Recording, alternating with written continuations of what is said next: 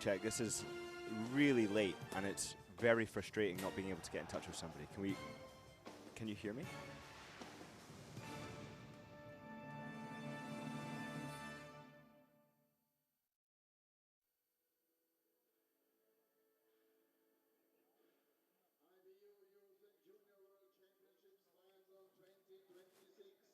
Ladies and gentlemen, welcome to the first competition. It's the Youth Men 12.5 kilometers individual competition. That means 5 laps. And we see now the entrance of all the volunteers at the shooting range. Der Einzug der Kampfrichter am Schießplatz. Sie werden schauen, wie geschossen wird. Sie werden alles notieren. Einen Riesenapplaus. Begrüßen wir die Volunteers, die Mitarbeiter am Schießstand vom Hohenzollern Stadion am Arber.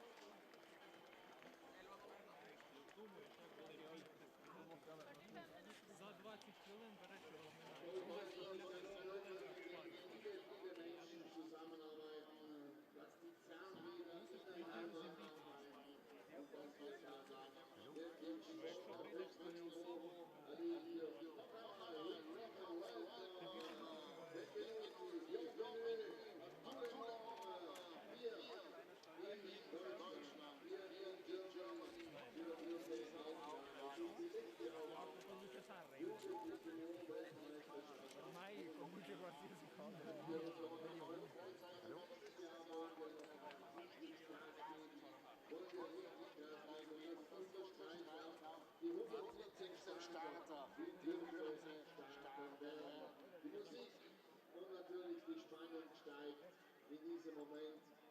Please, all the athletes, go in time to pick up the transponders. Check your ammunition, check the rifle, check the whole equipment, and be ready for the start at 10. Südtirol hier stark vertreten, besonders in dieser Kategorie, wo 4 Athleten. Und den schnell dazwischen, du?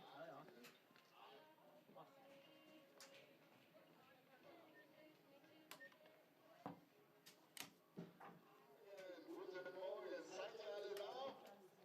Ja, die meisten sind schon da. Die Athleten sind bereit. 37. Ja.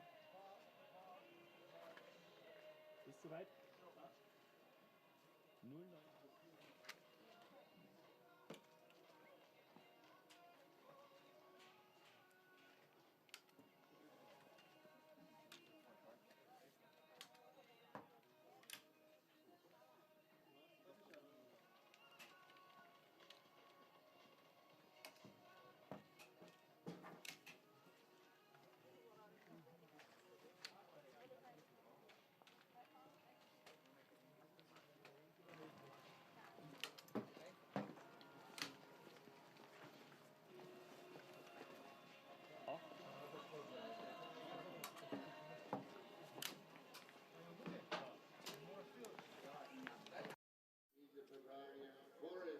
For the competitions this year. Here's where you enjoy also your stay here, enjoy Biathlon.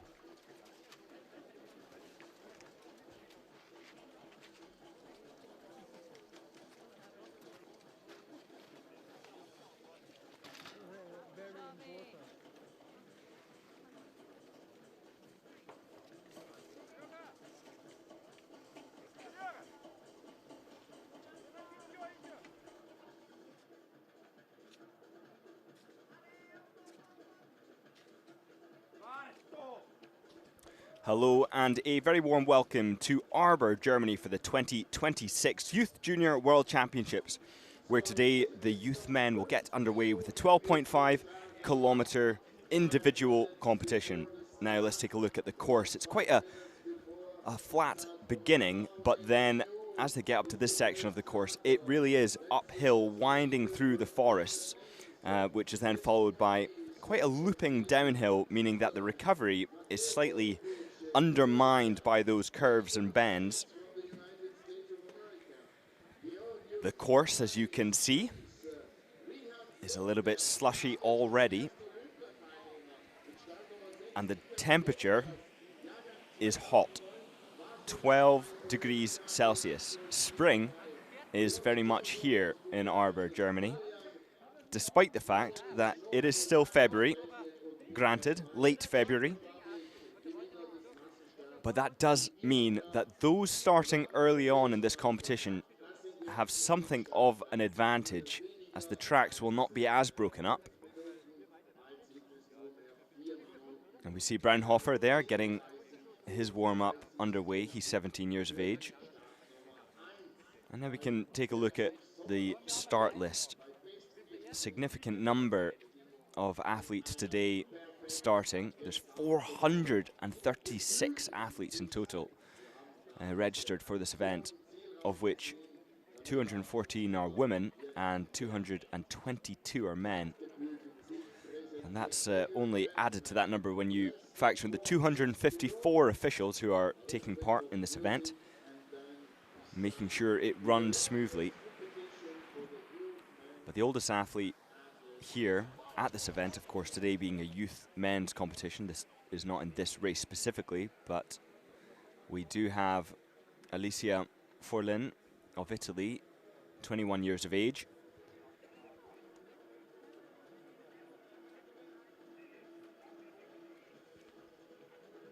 And we have 38 different nations competing here for the men, from all over the world, traveling far and wide to come here, and they will be trying to establish themselves as high up the order as possible. The opportunities, of course, that come from successful racing here are the possibility of qualifying to race on the World Cup. And racing here requires that athletes have competed in regional cup events and got at least 400 IBU qualifying points there.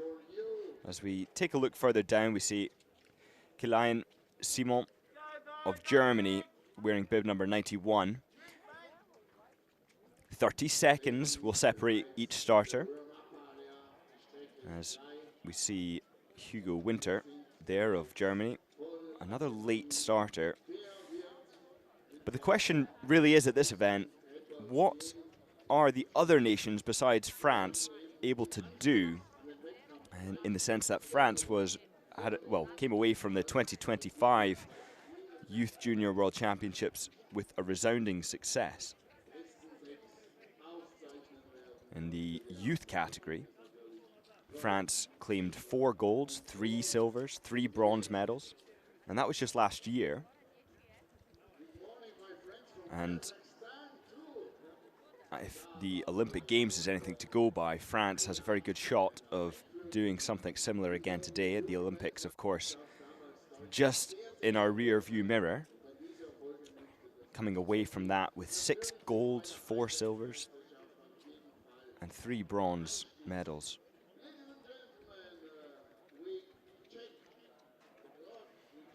And now the athletes are getting warmed up. You can see a lot of use of bands, elastic, trying to get the arms fully functioning and optimizing every single muscle. Of course, at this point, the work is done. The warm-ups for many are done. And it's a very simple case of getting the body primed so that they can, as Andreas Kvam there, speaking with the Estonian coach, getting the body primed so that you can make best use of all those many hours of training that have gotten into these races. These athletes under the age of 18, some of whom have competed here before, or I say here, not physically here in Arber necessarily, but at the Youth Junior World Championships in 2025. And now your first starter of the day, Hohenzollern. And so it begins the Open, or the Youth Junior World Championships here in Arber, Germany. Gets underway. 13 degrees is the air temperature, and it's on the rise. And as you can see, the snow is very slushy. And it's only going to be getting more slushy as the day goes by, as Menges gets ready to get his start underway. He'll be chasing down Lou. And now, bib number 2 gets underway. Of course, the individual competition entails 4 visits to the shooting range, 5 laps in total. And Menges has been competing this season on regional events, but also the Junior Cup. So racing up a category, racing for the juniors. As now Mateo Goripic of Croatia gets ready to get underway. Staring at the starting clock and then leaning onto his poles to utilize that upper body strength to accelerate out the starting gates. But pacing today is going to be so important.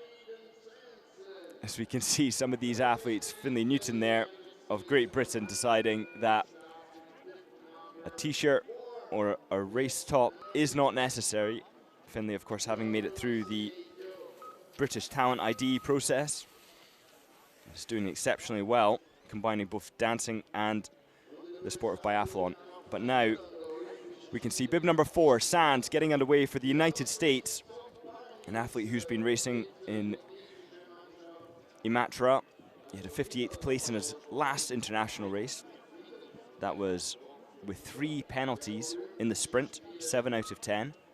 As Georgios Tsampanis from Greece gets started. Bib number 5 now underway. And bib number 5 of 117 starters in total racing today at this Youth World Championships. The juniors, of course, racing later on in the afternoon. And the race that you will hopefully be joining me, Scott Dixon, for is the junior men's 15-kilometer individual. And Richard Losbergs now preparing for his race.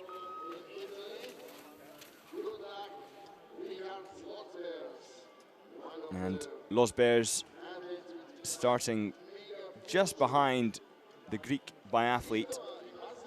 So many different nations competing here at this event, and it's so great to see that development, or the encouragement from the International Biathlon Union, is really working in spreading the world of biathlon to many different nations and seeing youth development programs cropping up. And now we can see Zhurgov get started from Bulgaria. They have some fantastic venues there, facilities there to train. Brezno being one of the more exciting ones, as we see Shurjian getting prepared, starting the stopwatch, as we see so many biathletes do. That just allows them to mark an in and out point when they finish or cross the finish line. They can stop their watch, take a look at their statistics later on. How did their heart rate fare throughout, as Jesko Menges marks the fastest time till this point ahead of you. And that split time, the 1.1 kilometer of this 12.5 kilometer race. Noah Soltani now getting started for Belgium.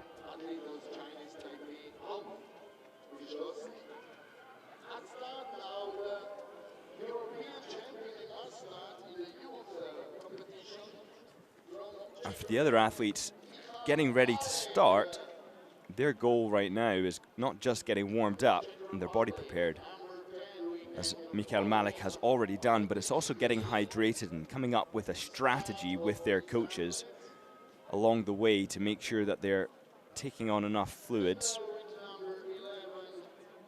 As Connell from Canada is getting started, we see now that Menges' time at the 1.1 kilometer mark still stands, as Sands of USA Comes in second place, 6.5 seconds back off that initial lead time. Now, Justin Konoff, no hat required.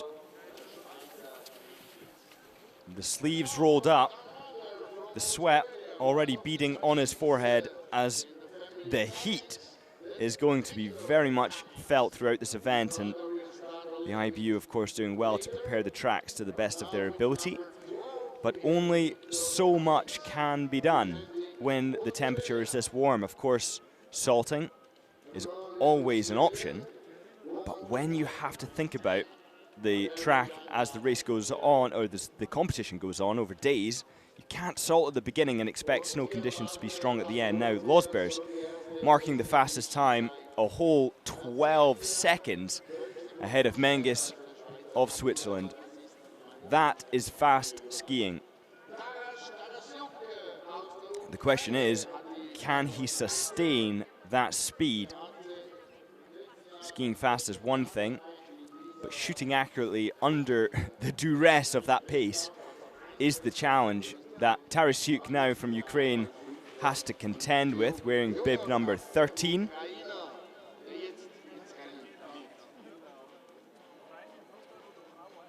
The coaches, they've done their work.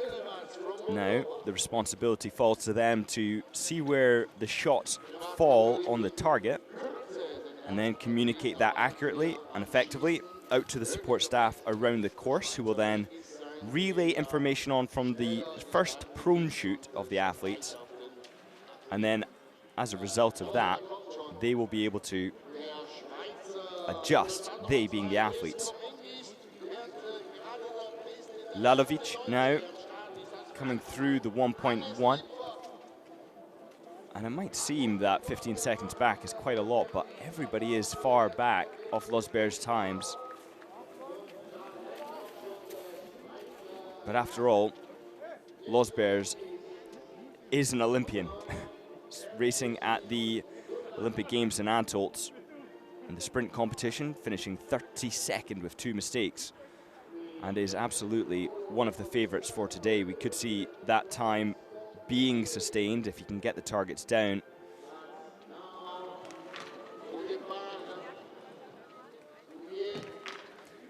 But your first visit to the range from Menges of Switzerland. The first 2 targets couldn't have gone worse, and the 4th one not going down as well. So that's 4 mistakes.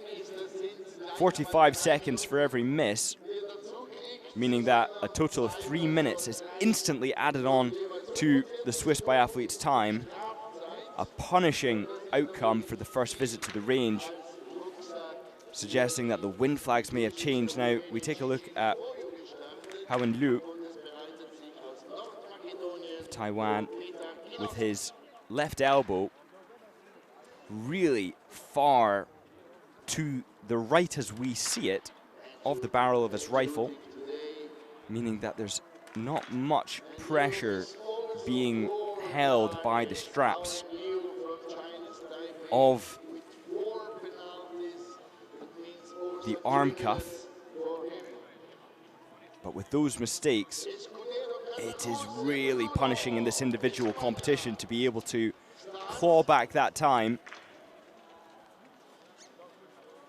As now Losberg's, arguably today's, or one of today's favourites, he settles in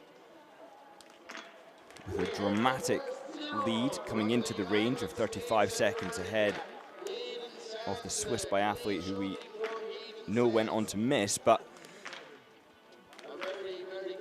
Losberg's now an opportunity to get 4 out of 5, but he doesn't manage. The 5th target does not go down. So with 2 mistakes early, it's not something that can't be redeemed. Of course, we saw Emilian Claude in Nova Mesto with 2 mistakes in the first visit to the range. He went on to hit 18 out of 20. And of course, the wind conditions can cause the fall of the shot to change. And if the athletes aren't properly accounting for that change of wind, their grouping from the 0 can be different. Now, Georgi Zhurgov of Bulgaria missing his first shot. 4.4 seconds to get the second down, and 2.8 thereafter for the following two. 4 out of 5 now for Zhurgov. But the leading time, we didn't see him on camera as we came out of chute number 1. That lies with Aiden Sands of USA. He's 21 seconds ahead of Zhurgov, who's taken second place. And now Lalovic. He comes in.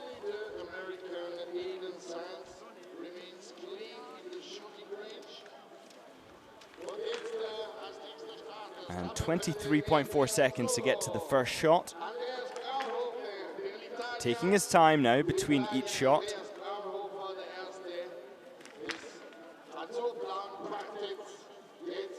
Really getting the oxygen in. Missing the third, getting the fourth. Ah, good. He manages to get 4 out of 5. And now, with 45 seconds added onto his penalty, we'll see the impact of that, as now we see Gigi Lupiu of Romania coming through 13.2 seconds back, slotting into 7th place behind Zhurgov of Bulgaria. Losberg still claiming the fastest time there, but Boulet of France in 2nd place, just 3.6 seconds back, and German Liepfert 4 seconds behind. Michael Malik now missing his first shot. And so it seems that these early visits to the range are causing some trouble.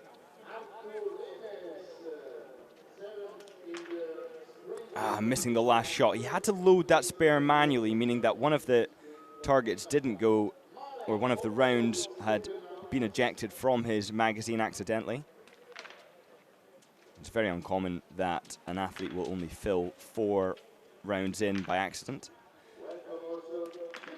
But now, Konoff of Canada with 2 mistakes, the graphic only showing 1 and claiming to still require 1 shot to be fired, but given the confidence that we just saw the Canadian leave the mat with, it does seem more likely that he did shoot 5, and the graphic was giving us a different picture. Aiden Sands now, your current leader, still after chute number 1, takes a 10-second lead ahead of the Latvian, who's had 2 mistakes. That's 1 minute 30 seconds of time penalty. But now a new leader after chute number 1, and not just a lead, but a massive lead now for Tarasiuk of Ukraine. 42.9 seconds is his advantage now, and you can see the adrenaline as he attacks up out of the stadium, peeling to the right. He will be grateful, as many are, not to be taking that left up the steep hill, the punishing hill that we find here, as Liepfert of Germany now also skiing very well. He settles in for his first prone, taking his time to get the harness off his left shoulder.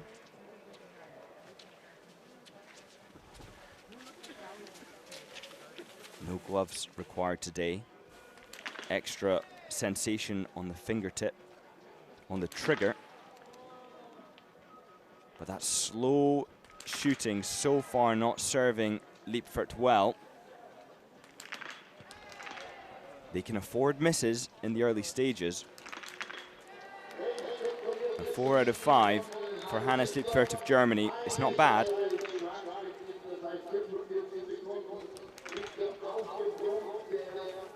But today, it's going to be grueling out there on the course, and it will favor the faster skiers. It would not surprise me at all today to see the winner come away with a significant number of misses, 2, perhaps even 3. Tom Boilet of France now missing his first shot and missing his last shot. The graphic not showing that, but it does seem to be the case. So despite the fact that the Frenchman came into the range in a good, healthy time, he leaves 31.4 seconds back. That becomes 2 minutes and 1 second back in 9th place. So the leaders, after chute number 1, we still have Tarasyuk of Ukraine taking that top spot, 42.9 seconds behind him. We have Sands of USA and then Zurgov of Bulgaria. And there you can see it. Hannes Lipfert in 4th place, 1 minute and 8 seconds back.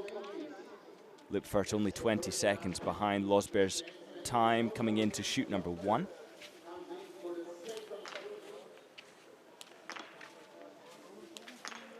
And now Victor Cummings also managing to get 5 out of 5. Very few have managed to do it, but Cummings 13th place, 2 minutes 54 seconds back after 1, a loss of approximately 3 minutes.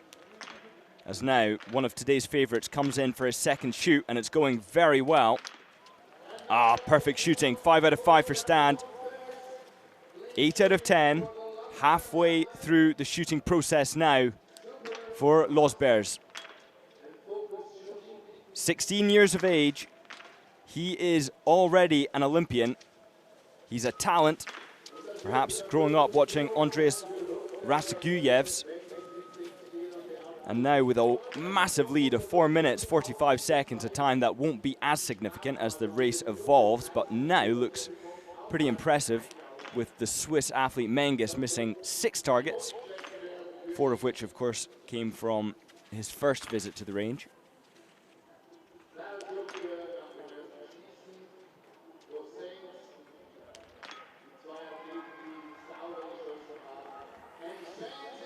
Stenerik now of Slovakia settling down for his prone. Slow, controlled movements. He rests the butt plate into his right shoulder rather than rotating his arm around the butt plate, as so many top-level biathletes do. But of course, we know these biathletes are very much in the early stages of learning and are extremely skilled. Stenerik managing to get the final 3 shots, having missed the first 2. His coach marking down that information. He'll be passing that on to the staff around the course. Where those shots fell was the grouping, indicating that the 0 is slightly out. As Andreas Braunhofer, now of Italy, settles down. Braunhofer, the 9th fastest coming into the range, missing his first shot. We've seen many do it today, suggesting that perhaps the wind conditions are different to 0. Ah, good shooting there, 4 out of 5. Recovering well from the first mistake for Braunhofer. Braunhofer's last race, he was on the podium in Arber in the sprint. He knows this course. And then for the short individual, also here in Arber, he finished 28th with 11 mistakes. So he is playing a redemption game today to get those targets down. But Arttu Remes, now of Finland, arrives on the mat with a lovely prone position, textbook elbows to shoulder angles. All of those angles, all of these positions are in service of creating as consistent as possible sight alignment. Rear sight, foresight, over the target. As Remes misses 2 out of 5. He'll be close to 2 minutes down, 1 minute 50 approximately.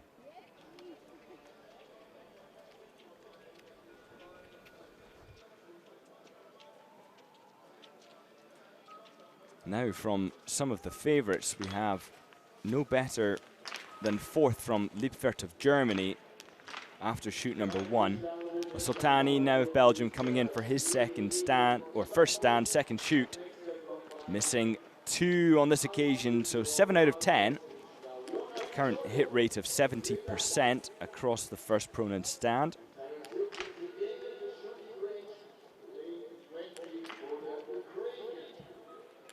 And now, Tarasiuk, your leader after shoot number 1. Still to this point, 25 athletes have come through, but now with a miss. He's shooting fast. Oh, misses the last. Tarasiuk now with 2 mistakes, going well. He has the second fastest course time on lap 1, 12.8 seconds down behind Losbergs of Latvia. Lap 2, however, 32 seconds down off Losbergs' time. But now, Tarasiuk, 36 seconds down in total after shoot number 2.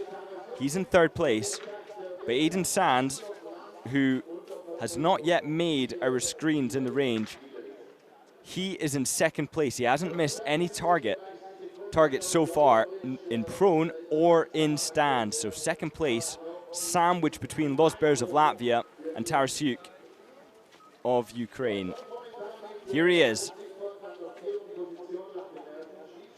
Approaching now in this 12.5 kilometer individual, the 6.1 kilometer mark. 1 minute down off Losbergs' time. It's a very good start from the athlete from the USA.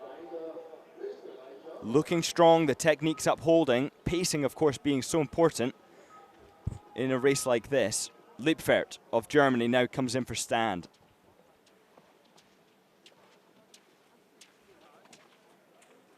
He's taking his time to breathe. You can see his lower abdomen working hard to suck in that oxygen. Steady, controlled breaths between each shot. Close to 5 seconds separating them.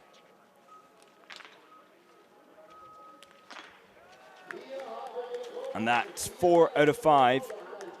And so far, so good for Lippfert. 8 out of 10, that's nothing to scoff at. And like I said before, this race favors the strong on the skis. Eriksson now of Norway, wearing bib number 32. He won his last 2 races in Trondheim with fast shooting there, 4 out of 5, missing only his first shot. He corrected, and perhaps that correction is what allowed him to get the targets down. He dances over to the left side of our screen to find that fresh snow, briefed, no doubt, by his coaches. Search for the least trodden snow at every opportunity, even if it's not the fastest line. But this is powerful skiing from the Norwegian. Eriksson now in 3rd place, still in behind Sands of USA with 1 mistake. And to be clear, Eriksson with 1 mistake. Sands still having shot the perfect 10 out of 10. And the only one to have done so of the 15 to visit the range.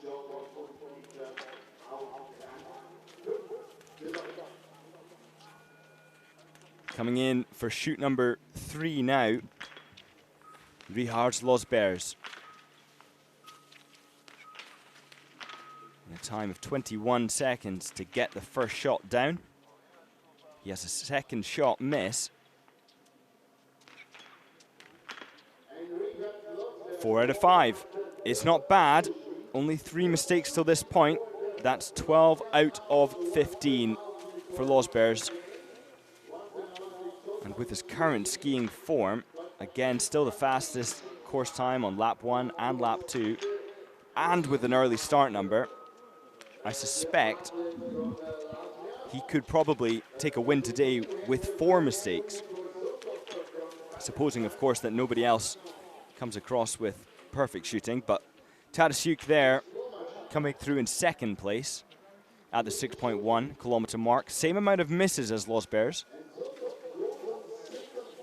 Just pushing Sands down into 3rd place. And let's take a look now after shoot number 2. Losbergs with an advantage of 23.3 seconds over Aidan Sands of USA. Taras Tarasiuk of Ukraine hitting 8 out of 10, 36 seconds down.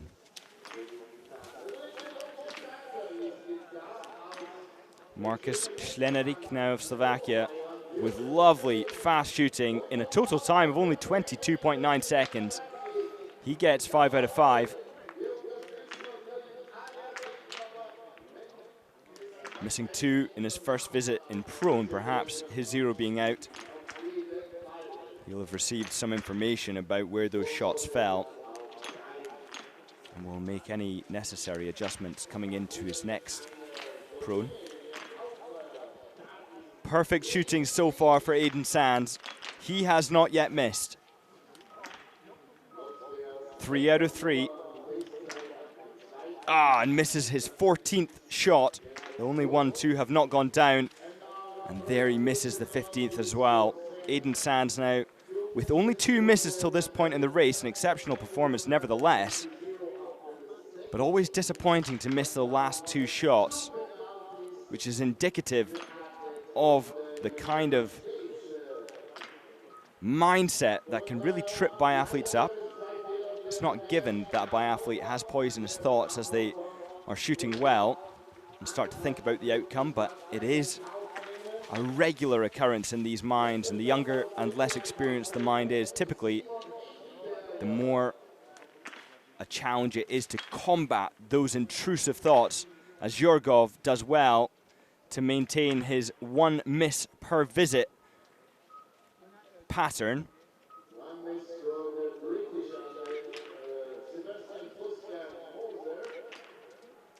But now, Yorgov, who's got this 5th fastest time coming out of shoot number 2 so far, is in 2nd after shoot number 3, but only of 4 people. Boyle in 6th place at the 6.1k mark. Painful shooting there from the Swede. And it really is summertime for the Brits. When training in Britain, Ed Prentice there and Luke Rhodes will both be soaking up the sun, but hopefully wearing plenty sun cream so as not to get burnt in these conditions, which is of course a risk, but can cause dehydration as well. Very important to stay so hydrated out on the tracks. Now as Losberg sets the fastest time out on the course, we're at the 8.6 kilometer mark now of 12.5 for the Latvian. 2 minutes and 7 seconds his advantage over Yorgov, as we see yet another Norwegian suit settle down onto the mat with that calm Tarja Bø-like setup in the prone. But we turn our attention away from the Norwegian as Tadasiuk of Ukraine comes in for his 2nd prone shoot. 3rd shoot in total, and it's going well.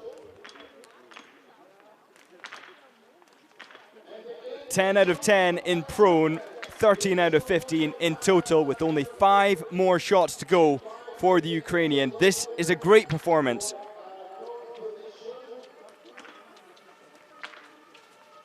His last race was in Imatra. He finished 16th with 4 penalties in the mass start 16. An exciting, dramatic race that we will be featuring here at this championships, the mass start 60s, of course, all happening on the same day, the 6th of March, so do come and watch that spectacle. Markus Slenarik now of Slovakia, 4th place at the 6.1k mark, wearing bib number 22.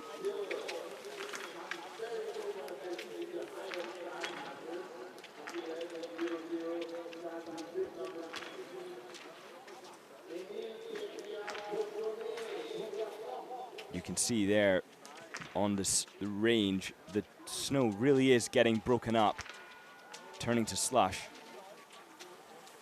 Goropic of Croatia now missing more than he's hit. A painful outcome so far. But of course, at this age and this stage, these races are all about learning. These biathletes work extremely hard to get to these events, to qualify for them, to find the funding to do them. And thankfully, the International Biathlon Union is extremely supportive, as I was supported by the International Biathlon Union when racing. That's why we see so many national flags here, as Eriksson of Norway misses his first stand shot. Regular pacing between each shot fired, but then it went from 2.2 between the second and third shot to 1.9 to 1.6. That just suggesting for Björn Anders that he was getting a little bit carried away with the speed of the shooting, not focusing on his breathing and rhythm between shots.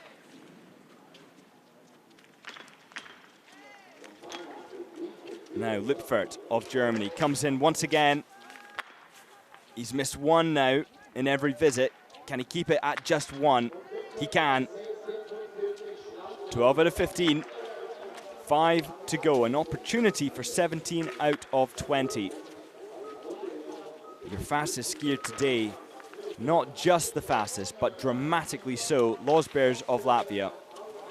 He comes in now for his final visit to the shooting range and fighting to claim a gold medal.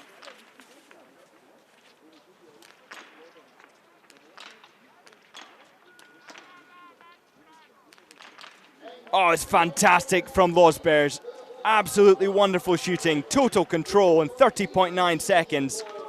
He's only missed 3, and with skiing like that, he is fighting for not just a medal. This could be gold for the Latvian. It didn't go to plan after the first prone shoot, but thereafter, it has all come into place. And now, having competed at the Olympic Winter Games, the Latvian is going for his first ever medal at these Youth Junior World Championships. Tarasuk trailing behind the Latvian, but only by 24.5 seconds on his second last lap. An excellent performance. But even if he gets 5, he will still be behind. To get in ahead of Losbergs now, it requires that somebody shoots better than 18, or perhaps even 18 if also skiing quickly. But now, Varikov of Estonia, shooting well and getting 5 out of 5. He's only missed 2. They came from his first prone and perhaps made some adjustments due to feedback after the first shoot. And now he comes out 1 minute and 18 seconds behind. Of course, these biathletes skipping right past the penalty loop today, only having a time penalty added on for each miss. Painful to miss the last shot there from Stenerik. 12 out of 15, it's not bad.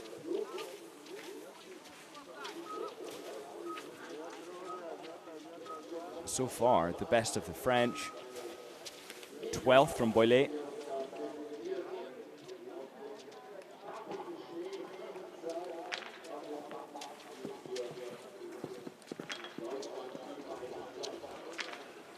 Now, Heckenberger of Austria, having 3 disastrous misses so far, gets the last. But it was fast shooting. But what was really controlled and disciplined about that was, yes, it went wrong, but he did stop, recompose for that last shot. Really demonstrating that it does matter. Every single shot matters. And he had the discipline and wherewithal to think before the final shot left his rifle. Aidan Sands, an early contender, missing his last 2 shots in the second prone shoot, now coming in with an opportunity for 17, but makes it 16 out of 20. 4 mistakes on the day, all of which came from the latter half of the shooting. But what a race from Sands now. Zhorgov gets the perfect 5 out of 5. 17 out of 20 for the Bulgarian. And now 2:37 back and counting.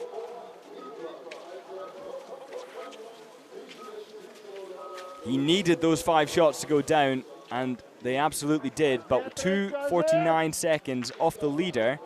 He's in second place, but only 4 have gone through, including Menges of Switzerland and Sands of USA. But Richard Losbergs now of Latvia, he's the man to watch. You can see how much he's punishing himself out here on these most brutal tracks. Look at how he's skiing in the shade. Every moment that his skis travel through that slushy snow is resistance that he aims to mitigate, as Tuomas Latvalati of Finland misses 3 in his second visit. A painful 2 minutes and 15 seconds added on within an instant.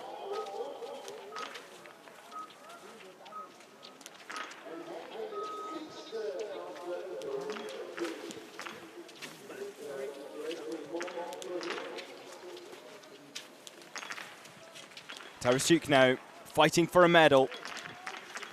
It's beautiful shooting, 18 out of 20 for Tarasuk of Ukraine. He is having an amazing race. The second fastest course time on lap 1, 2, 3, and 4 in behind the Latvian. Could this be a silver medal for the Ukrainian? 34 seconds down with a massive lead on third.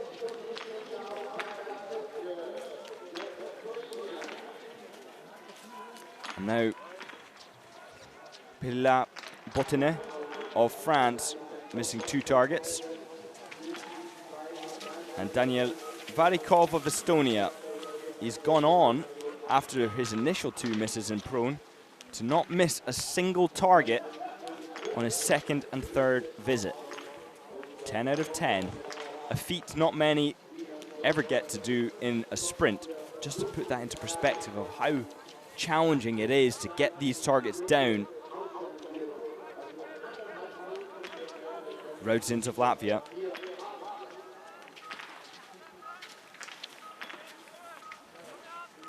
Very quick shooting to the third shot. And missing 2 out of 5.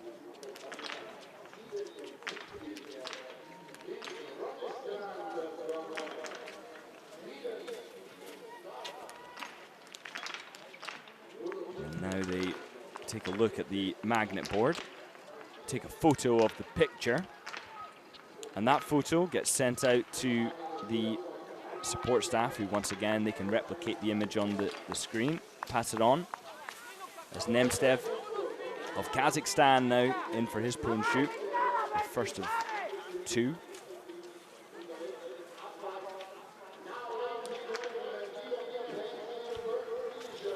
Missing 3. And skipping off that mat with purpose. Always great to see now. We see Richard Losbergs coming in for Latvia. He's skiing like a rocket. He shot fantastically well and now is fighting for the gold medal. Excellent performance from the Olympian. 38 minutes and 21 seconds his time as he punches the air across the line. But he does have company now, as Pinter of Austria, Eriksson now on our screen. The graphic showing something different on the data center for shoot number 3. But Losbergs really has set a remarkable time. He had the fastest lap on every single occasion. We've had Norwegians, German, the French all come through and nobody anywhere close. Lipfert of Germany now missing 1 on each visit until the last, where he missed 2.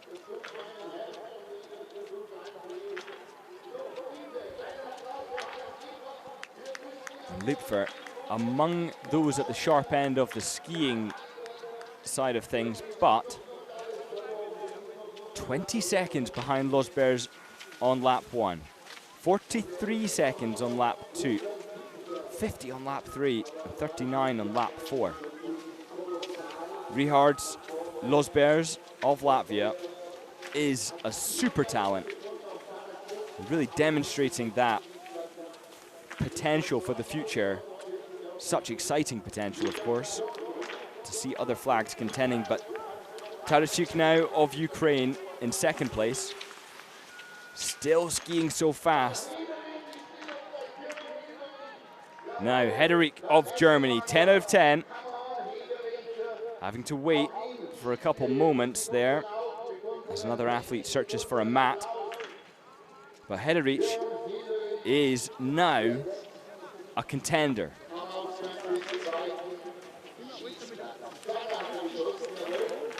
You must also factor in that Losbers did not have the fastest time at chute number 1. He missed 2 targets, 1 minute 24 seconds back. So Daniel Varikov now really needed these targets to go down,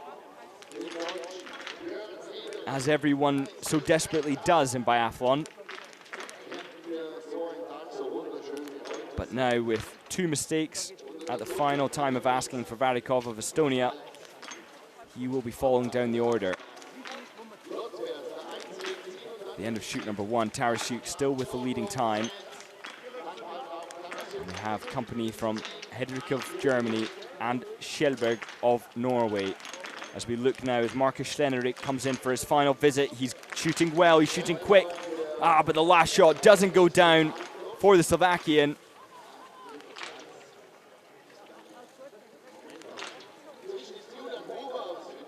Coming in to chute number 4. Stenerik was in 4th place of the 17 that have done that so far. But now, Georgi Zhorgov of Bulgaria, he's coming in towards the finish with quite a large time behind the leader. But as is the case on conditions like these, it favors the fast skiers.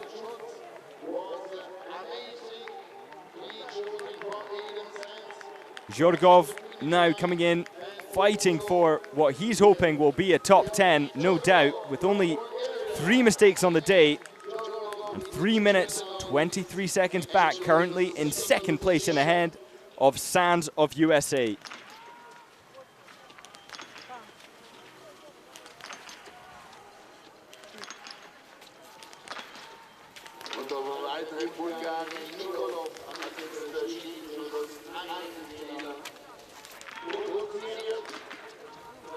Can anybody touch Losber's time? Well, Losber's had the advantage of the early start, which will amount to at least a minute in terms of the ski speed, a reality that just cannot be contended with in these conditions.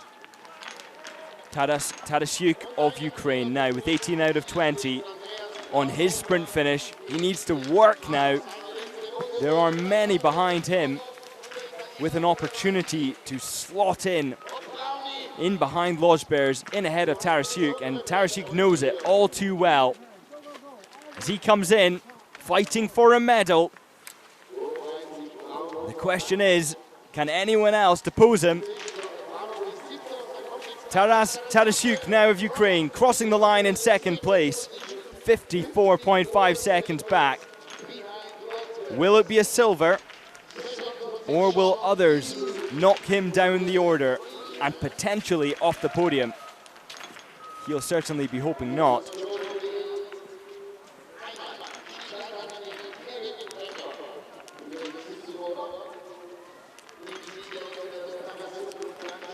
His teammate now missing the first and last. Nazari Savanik of Ukraine, 8 out of 10. It's not a bad start. 80% hit rate is above average on a day like today. We've had some further down the order missing 11 at chute number, 16 is the most targets missed today. Tarasiuk there, rightfully pleased with that performance. It's not guaranteed to be a silver, but it's looking very good to be a silver. Why, I hear you ask? Well, Tarisuk is the second fastest skier on every single lap.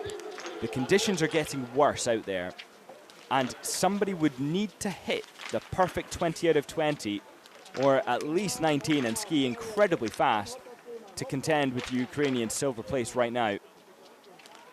Ronestrand of Sweden now missing his second shot.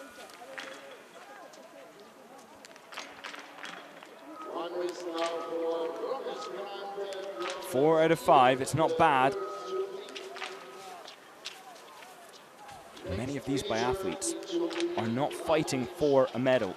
Of course, they all dream of them. But the challenge really is focusing on a process that works. Slennerik now with a great time. He comes through 3 minutes 28 seconds back in 4th place.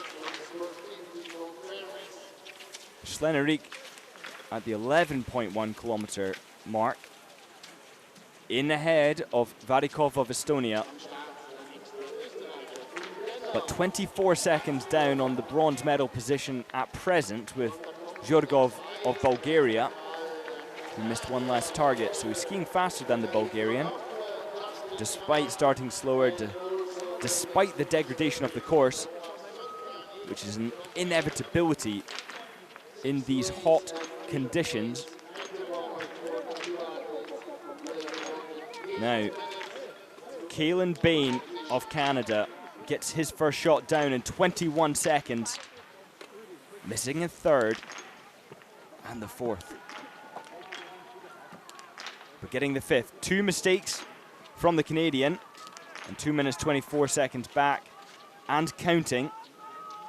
Look at this for a sprint finish now from bib number 16, Boilet of France. He's skiing in the top 10 overall so far, with the exception of his second lap, which was 15th at this point. Of course, that will change and evolve, but with 16 out of 20, that is looking very good for a top 10 today.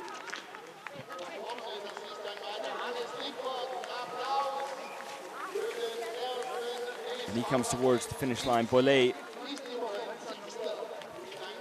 for France,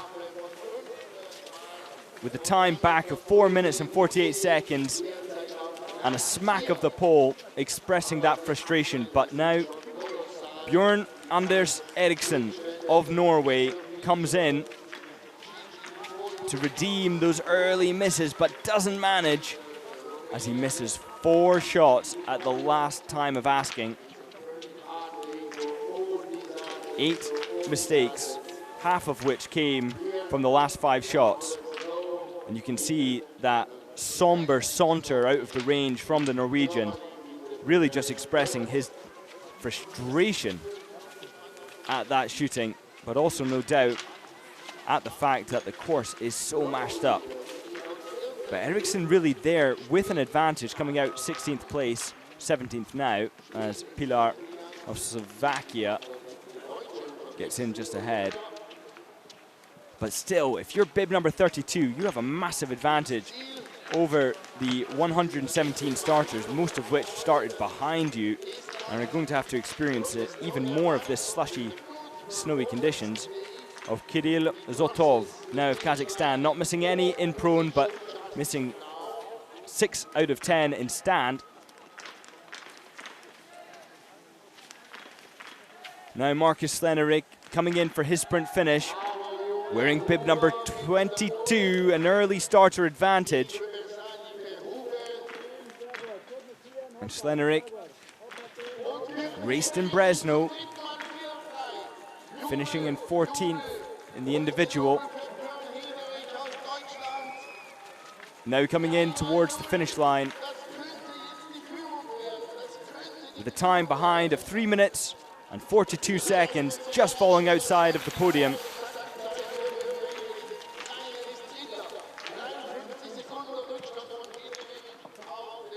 And collapsing in agony, finding himself a little bit of shade away from that baking hot sun.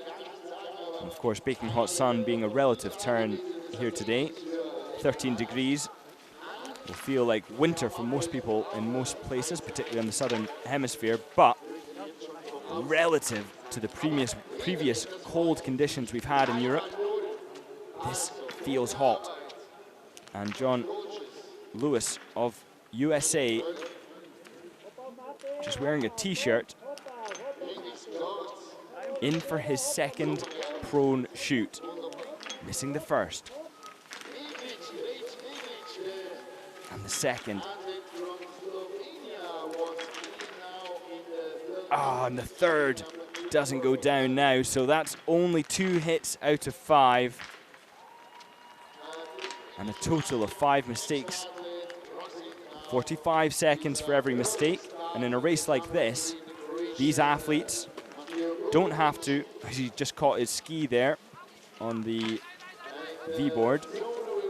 It's Andreas Braunhofer of Italy there with 4 mistakes coming in towards the line. The dramatic 4 minutes and 44 seconds and counting, looking so astounding in large part due to Losberg's incredible performance today, out-skiing absolutely everybody. The Norwegians, the Germans, the French.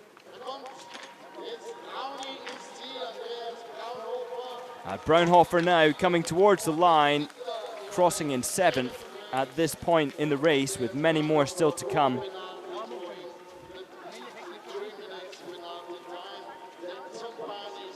But one must also sympathize with the juniors who will be racing later on today. The conditions will be even hotter for them. And you can see the slush on this track. The reality of conditions that they will have to face many more times over the coming years, and getting used to it is the best strategy, as Kilian Simon of Germany gets the first 2 targets down in a controlled pace of approximately 4.5 seconds between each shot. Really taking the opportunity to breathe. But missing the last shot. It was a fraction faster. Perhaps not problematically so. But now 1 minute and 31 seconds, or 1 minute 33 seconds back. Simon of Germany is in 27th place. And after shoot number 1, the order still remains that Tarasyuk has the leading performance. Zotov of Kazakhstan is doing well, but drops down with his 3 mistakes at shoot number 2. He went on to miss 6 in total. But now Bjorn Hederik of Germany, he has not yet missed a single target today, and is among the very few. In fact, on my brief glance through the order, I can't see anybody else who is currently shooting as well as that. So now, 3rd place for the German. And if he can shoot clear, he is fighting for a bronze. Gold and silver are untouchable to the German at this point. Elmer Nordlander of Sweden coming through, 5:11 back, 8th place, and having to really plan his drop to the snow there. And this image that you see so often of the biathletes crumbling across the line, the spectator really cannot feel just how painful it is for these athletes, how much difficulty they go through and put themselves through. But the intermediate results now are looking good for Latvia. So far, Richards Losbergs of Latvia with a winning time of 38.21. He's got the gold medal spot and is looking untouchable. Tarasyuk of Ukraine in second place. Zyorgov of Bulgaria in third. Jan Steinkasser of Italy. And this is 2 out of 5.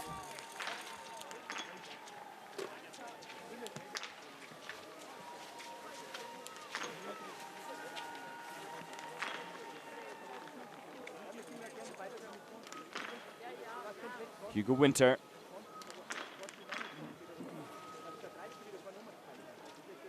Also shooting clear so far, until that fourth shot didn't go down, nor too did the fifth. So Hugo Winter of Germany has some trouble now, because not only is he starting bib number 97, only 20 from the back of the field, he has to contend with that deep snow, and with the fact that 1 minute 30 seconds was now just instantaneously added onto his list. As Finlay Newton now of Great Britain, looking strong, 27th place.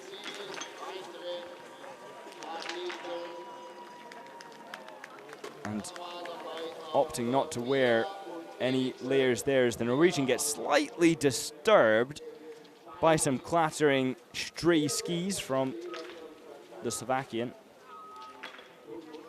Linus Strand of Norway misses his first shot and his fourth and his fifth.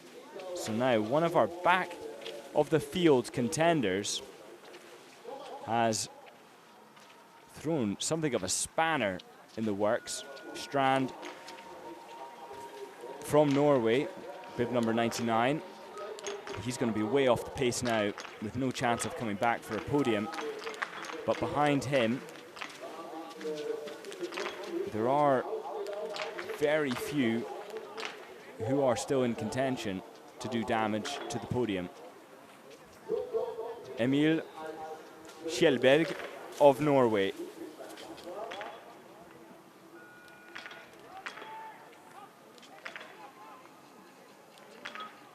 It's rapid shooting, lovely control, and he's now got 13 out of 15. The Norwegian doing well. At this point, very few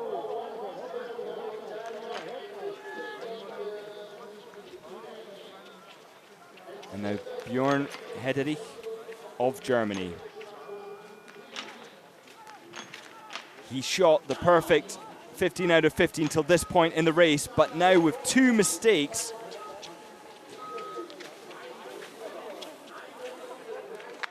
that's not the outcome the German was looking for.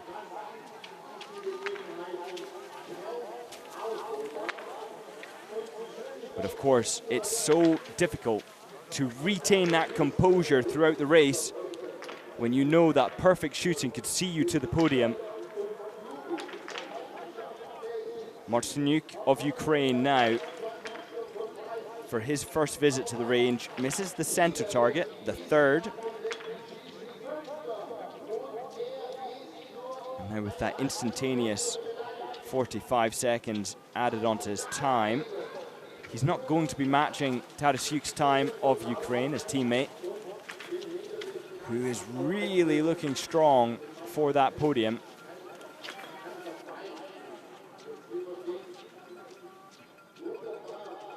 And for that silver.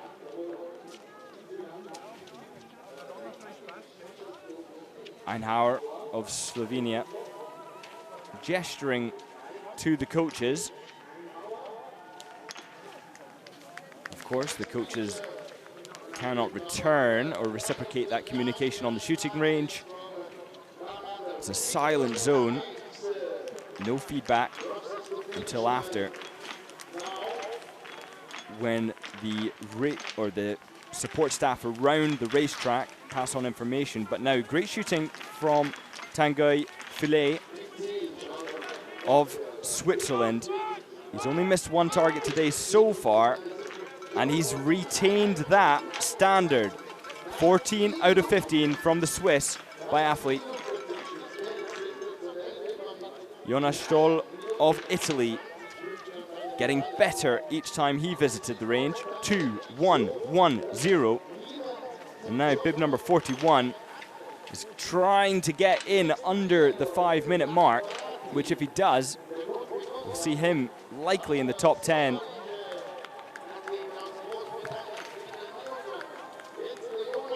Seventh place now for Scholl of Italy. As the cameraman struggles to find him as he darts into the shade. Again, some respite from the heat, opting still to wear a hat despite the temperature being north of 12 degrees Celsius. Kylian Simon, now with Germany, missing yet another. But 8 out of 10. 1 minute 30 added onto his time at this point in the race, which relative to the leader is still one less. So supposing Kylian Simon manages to hit the rest of the targets, he'll have a 45-second advantage over the Latvian.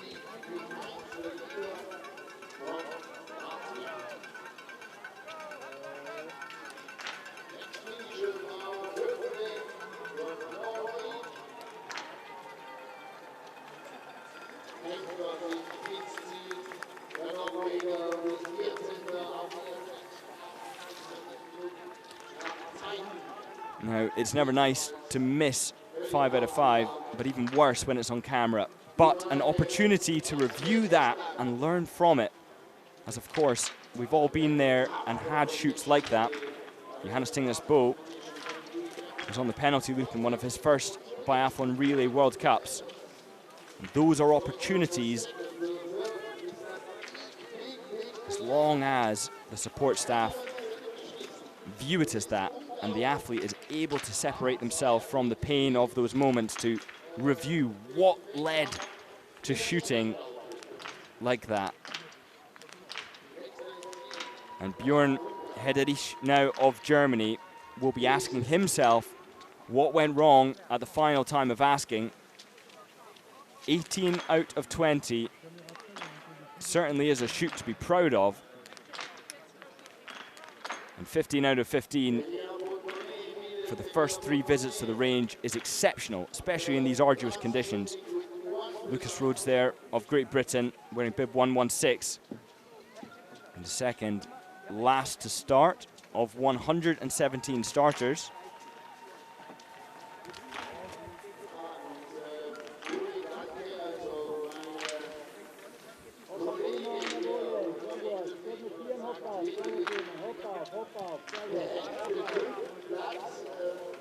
Now, Mazili Ryabov of France making adjustments to his sights on account of the first 2 misses, but the adjustments were in vain. Only 1 shot goes down. When wearing bib 112, he's one of the last contenders who I thought had an opportunity to do something special. Of course, the Frenchman finishing in 31st in the sprint in Le Troufs with 6 penalty loops on that occasion. So shooting not the friend of the Frenchman at this point, but shooting can be taught. Ski capacity takes many years to develop. And Luzbers of Latvia very much has that down, and so too does Kazimierz Siła of Poland. He's not missed anything until this final visit, where he misses 2, just like the German, but gets the last. 18 out of 20 for Siwa.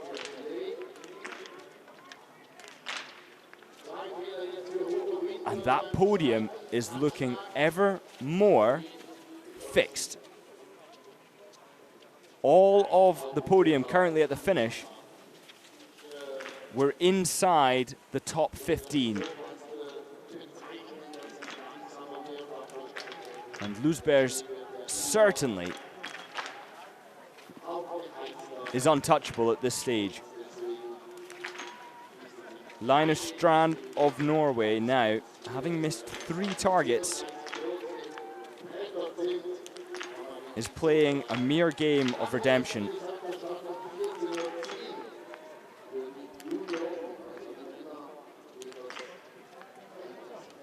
And 4 out of 5, and 6 out of 10. If he replicates that for the second half, it will be 8 misses in total. He's got to up his game. Now, Madeleine of France, he's shooting well. He only misses 1 target, or at least the graphic showing that. So that's 1-1-1-1, or 1-1-1, I should say, for the Frenchman. As Bjorn Hederich now of Germany, he's got a great performance here, and he's fighting to get inside that 4.5-minute mark. He's working for a 5th place now. Hederich now coming towards the line with a time behind of 4:13. That's 6th spot, and that could very well be a flower ceremony for the German. Emil Kjellberg of Norway, wearing bib number 68, gets 17 out of 20. Only 3 mistakes on the day, and with a time behind of 3 minutes 43 seconds behind Luzbergs of Latvia. Hederich will look at that time and undoubtedly do the maths. What would it be to take 1.5 minutes off that time? Well, you'd be about 2 minutes 45 seconds back, and certainly on the podium. But everyone could do that. Everyone could take those minutes off their time, but it wouldn't change a thing. Then it becomes just a ski race. And Riards Luzbergs of Latvia would have won that ski race too.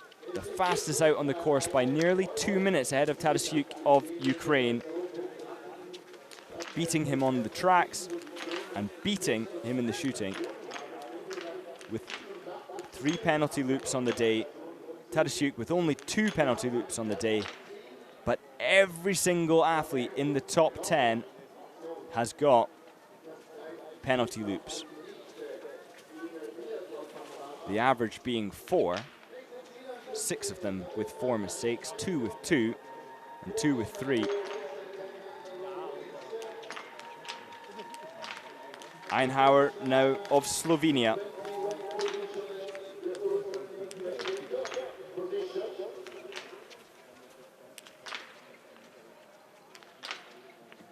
He was starting so well in the prone, but then the stand went oh so very wrong, with 2 minutes 15 seconds, the time to be added on in the space of just 20. Now, his teammate, Meglic of Slovenia, is coming in towards the finish.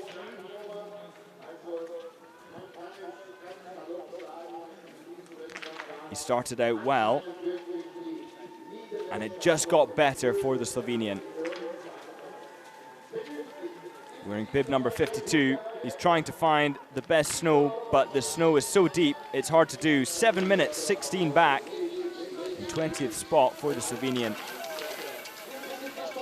A position made so much better by the fact he hit the last 10 targets.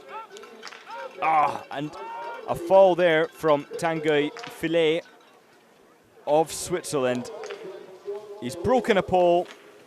He holds it aloft in hopes that somebody can see the issue. And he's broken both of his poles, it seems. Well, it certainly appears that the basket has come off that right pole as well. And he takes a look back, and despite the fact he's had a fantastic shoot, he is in desperate need of another pole, or a set of poles. He might do well to take that one off just to better communicate that he actually needs 2, not 1. but he's really fighting for a good performance today. He comes out in 14th place, currently in a top 20 spot. But the fact that nobody is running towards him with a pole right now is pretty unfortunate and shocking. Thankfully, the Estonian getting there to support him.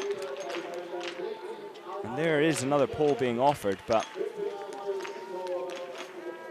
none from Switzerland, as is so often the case in this game. So much support comes from other nations in instances where the biathletes need it, which is great to see. That fall somehow managing to take out both his poles. I didn't quite see the actual problem there, where his ski must have cut across both of them. But that will have cost him some 30 seconds as he fights for that top 15 spot.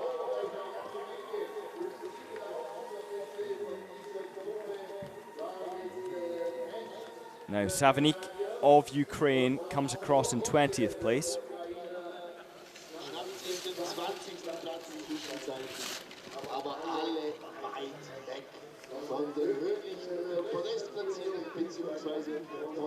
Just in behind Pilar of Slovenia, who missed 2 more targets.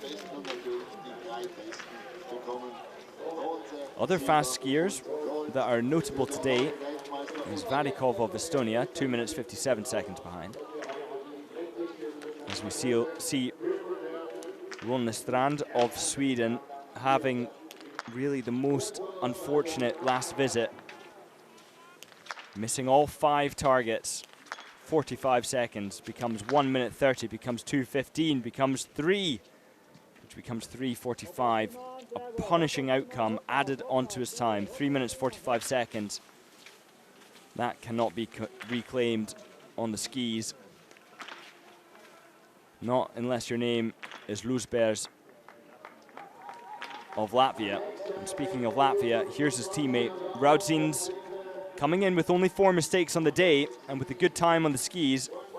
Has 6:48 back, slotting into the top 20.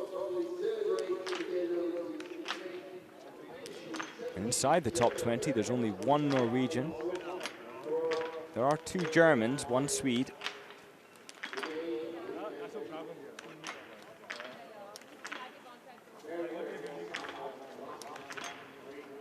Jan Steinkasserer of Italy having trouble in the first half of the race, but is he putting it to rights? He needs the last shot, but he doesn't get it. To hit the first 3 and miss the last 2. That's indicative of a focus issue. And for those of you watching from the USA,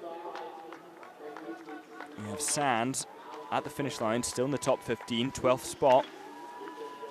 As now Siwa comes in, 18 out of 20, great shooting from the Polish biathlete, 7 minutes and 52 seconds behind, just getting in ahead of Luis of USA.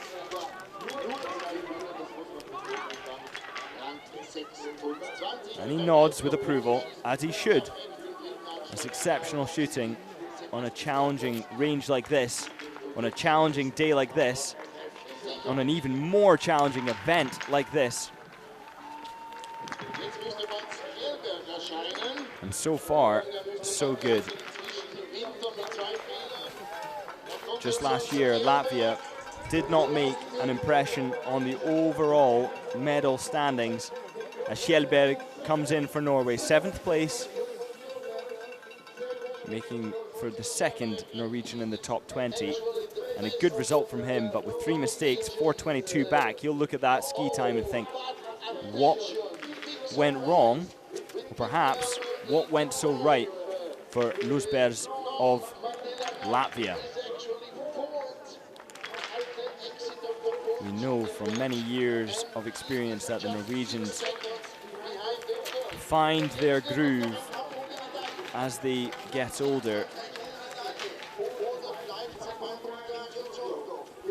And we saw last year Norway only claiming 2 golds at this event, 1 silver, 1 bronze. for just the youth alone. That, of course, not being the case for the junior, where Norway came in first place with 4 golds. Now Bain of Canada. Excellent shooting.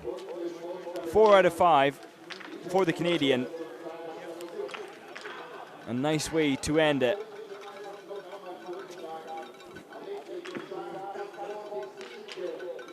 And it does seem to be the case that the Brits, with their lack of top layers, is making a lot of coverage, but that does express just how hot it is, as Marketa there is talking through what has just passed.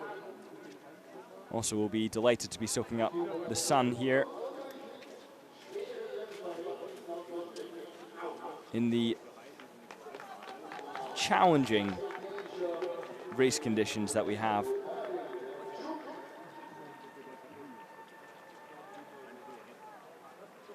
Sending the athlete on his way. Get hydrated, and we'll review after what went right and what can be improved. Jürgen Huber now of Italy. He's done well so far, and if he gets the rest of these shots down, it's going to be great. He does, and he throws his rifle on his back rapidly, very much like Lucas Hofer does and did. And that really is a demonstration of hard work to practice those skills and drills. So important to claim back those seconds, which in a race like today matter much less than usual, with the top 30 being separated so far at the finish by 8 minutes 15 seconds, as Harkusha of Ukraine comes in to get what he hopes is 16 out of 20, and it is. Took 39.5 seconds to do it, but do it he did.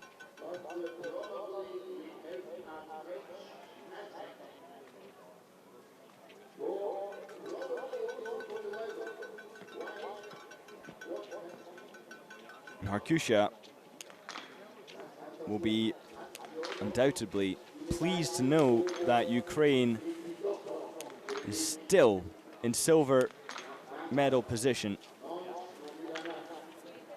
And Zorgov, 3 minutes 23 seconds back, I think will be relieved to find out that his position is as yet unchanged.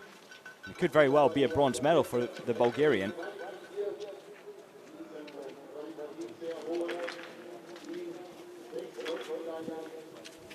Martinyuk of Ukraine now, shooting fast and shooting accurately until the last shot.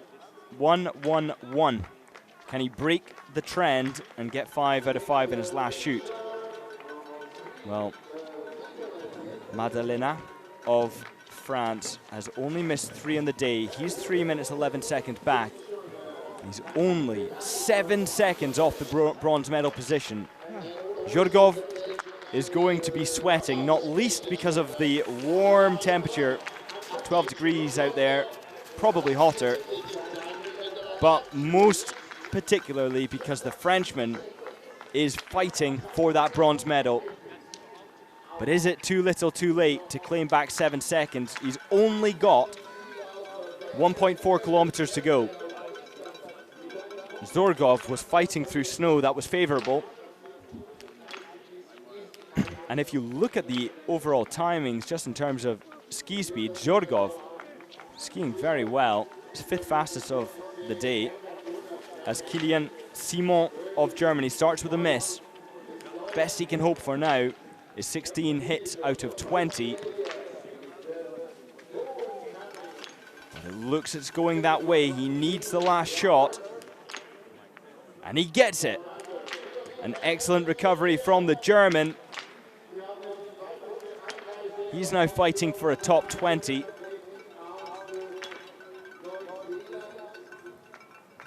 But all of my attention is on Madalena of France, who's come off the back of 2 victories in Le Truffe. The sprint on both occasions, missing 2 and 1.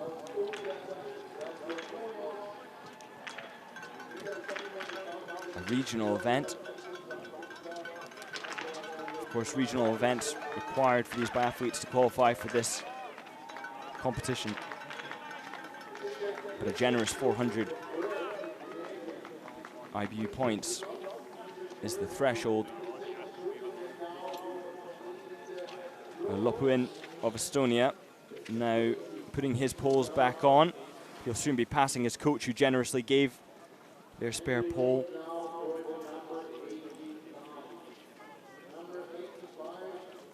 And Reinas Krismanis of Latvia, he started his race with 2 mistakes in both his prone and then his stand, but appears to be making something of a comeback on the range with a perfect 5 out of 5. Great shooting, 37.6 seconds for Krismanis of Latvia.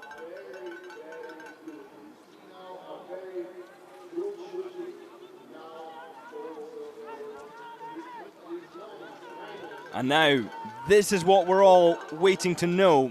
Can Zorgov hold off the Frenchman to retain that bronze medal? Well, Nance Madalena of France, he's fighting for bronze. He needed to claim back 7 seconds from the 11.1 kilometer mark. He's had more slushy snow to contend with. He's on the home straight. The time to beat is 3 minutes and 23 seconds. He's only got a couple seconds to get there. It looks like he's not going to do it, but it's going to be close. Oh, and he falls just outside the podium by a second. What an effort from Madalena of France, who bows his head in pain from that sprint finish attempt, but also in sorrow for not having managed to reclaim just but 1 second. And in fact, it's far less than 1 second. It's only 0.2 separating him from the bronze medal. Zorgov with 23.9 and Madalena with 24.1. 0.2 seconds in it. And now he'll be able to take a look at Emilien Jacquelin's 4th place at the Olympic Games with a little bit more sympathy, now having experienced just the same phenomena with just the same amount of time behind, but in that case it was Legride who took the bronze.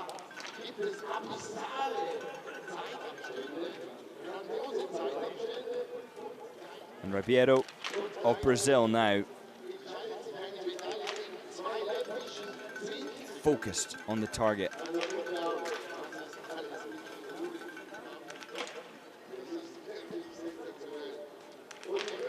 Taking 3 or 4 breaths between shots and really settling on the target, searching for stability.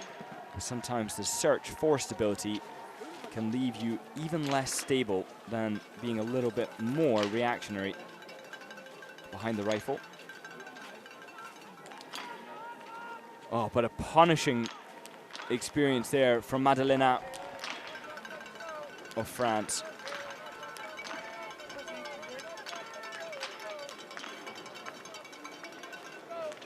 Linus Strand now of Norway, with 2 mistakes at the final time of asking. He is 8 minutes 26 seconds back and counting. That will be some 8 minutes and 40 by the time he gets the poles on, gets the skis through the timing gate, which is standing outside of the penalty loop. Positioned, of course, so that in the events where the penalty loop is used, the time is marked from the moment that they complete their loops and go past it. And now you can really see the full extent of the tracks and how much the snow has melted. Lovely technique there from the Norwegian, a strong rhythm. As we see now, 84 with Julian Huber coming through. He's only missed 3 on the day, and he's currently just over 7 minutes back, so fighting to get in outside the top 30. At the finish line, the Finn Remes is 7:31 back. Looks like he's going to get in ahead, but Hansen of Canada with 4 mistakes, 7:28. Will he get in ahead of the Canadian? And no, he doesn't manage, 0.6 seconds behind. 29th spot. But a really powerful finish from Hubert.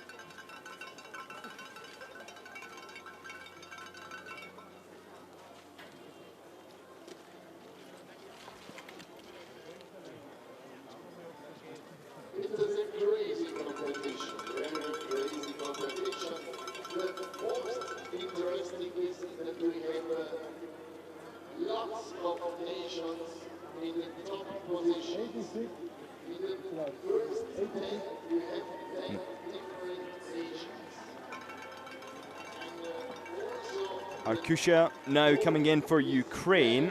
He's over 10 minutes back with 4 mistakes on the day. So really struggling out there on the tracks.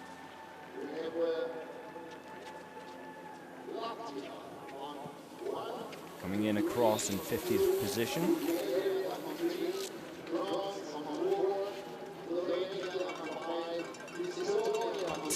Tough conditions out there. Punishing conditions. So warm. And Lusbergs of Latvia, he absolutely has got the gold medal.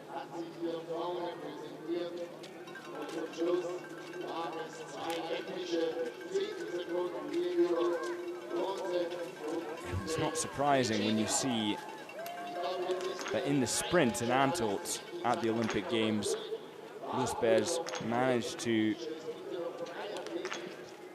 get a 32nd position with only 2 mistakes, but Grasberger there of Austria getting the last 5 targets down. Now that's a pleasant sight to see.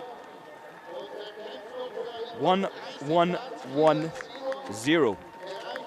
And Kylian Simon now of Germany. 6 minutes 53 back. He just fell outside the top 20.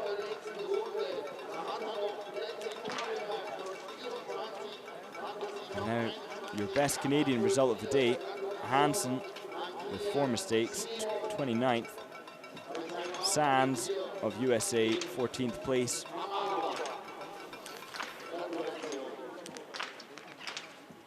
And Newton for Great Britain, 17 minutes back. But doing very well considering the 13 targets that did not go down for the Brit.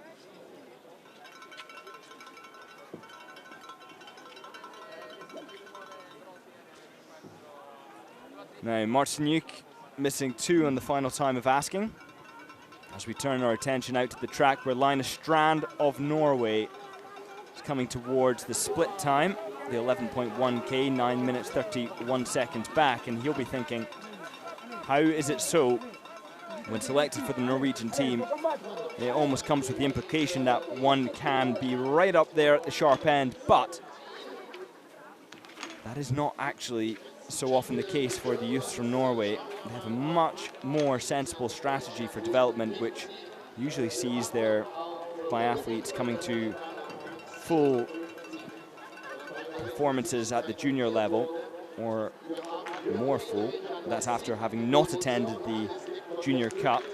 They stay in Norway on the Norwegian Cup and race there more often.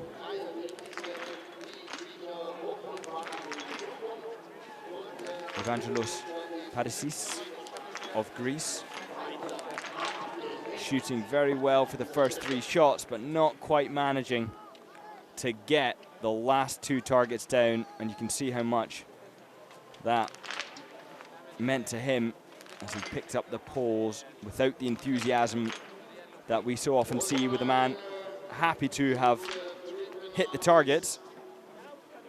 Gavin Burke now coming back from a disastrous start to then getting 5 out of 5 in his first prone and only missing 2 in his last stand. What a turnaround from Burke, the Canadian, doing a great job there not to let that poor start completely derail his entire performance. So a lot of positives to look back on for so many of these biathletes. And they'll take a look at the Biathlon Data Center and see where they are in behind the leaders in terms of the ski speed, their shooting speed. How consistent was the shooting? How consistent were the laps? And now, a really poor performance, at least from his perspective, from Mazili Rayabov of France. He will have expected more. You can tell that from his body language. But of course, it needs to be stated how hard it is out there. And these young biathletes must not be, if they can avoid it, disappointed with these shooting performances.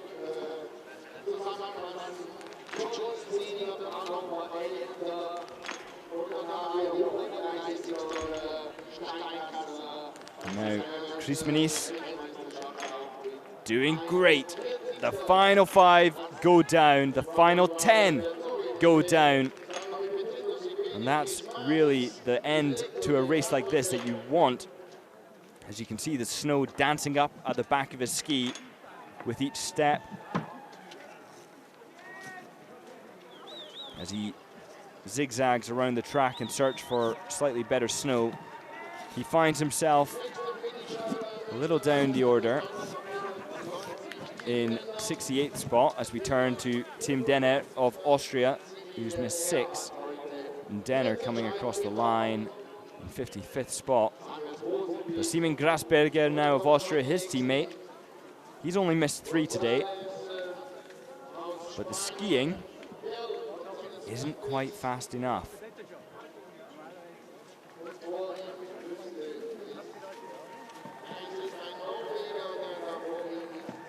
Linus Strand now of Norway, crossing in 47th, stopping his watch. And really struggling to click the button there, so having to delay the time between finishing and resting on his poles to begin his respite. Van de Kamp now of USA with a confident first 2 shots, then a miss. 2.6 seconds separating the 4th and 5th shot. And now 9 minutes and 47 seconds counting. That's how far Thomas Van de Kamp is. But another opting not to wear a top layer. Again, just an expression of how hot it is out there. And these biathletes, although used to training in summer, their bodies have become calibrated to the cold wintry conditions. So this change of temperature really having an effect. And Olika of Finland with 7 mistakes, 11 minutes 11 back.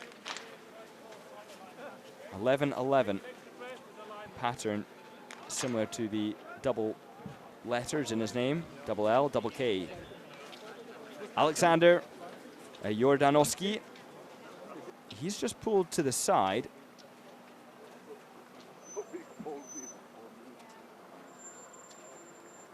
And it appears as though,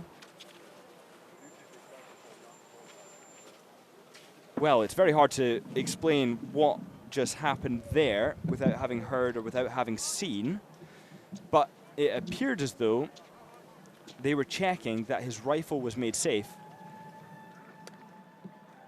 before leaving, perhaps because it didn't appear as though it was. Safety being the single most important part of any race. There is no doubt that when youngsters are carrying these rifles, they've got to conduct themselves in a very professional manner. The rifle must point down the range and must be made safe at every point of call. The Biathlon Union rigorous about ensuring that. Now, Lucas Rhodes of Great Britain takes his hand off his rifle just to make sure that he is stable behind it. These biathletes in Great Britain don't have easy access to a shooting range and rely heavily on dry training. Lucas Rhodes now trying to regain his focus for his fourth shot, which he gets in a similar time of 6.1 seconds between shots. Following it up with another hit, 5.2 seconds back. And Rhodes, he'll be pleased with the final two shots. Again, in search of positives, in search of things to learn from these visits. And Rhodes is a fighter on the track, so now needs to get those poles on and get round the track, as Grasberger of Austria has done with his 17 out of 20.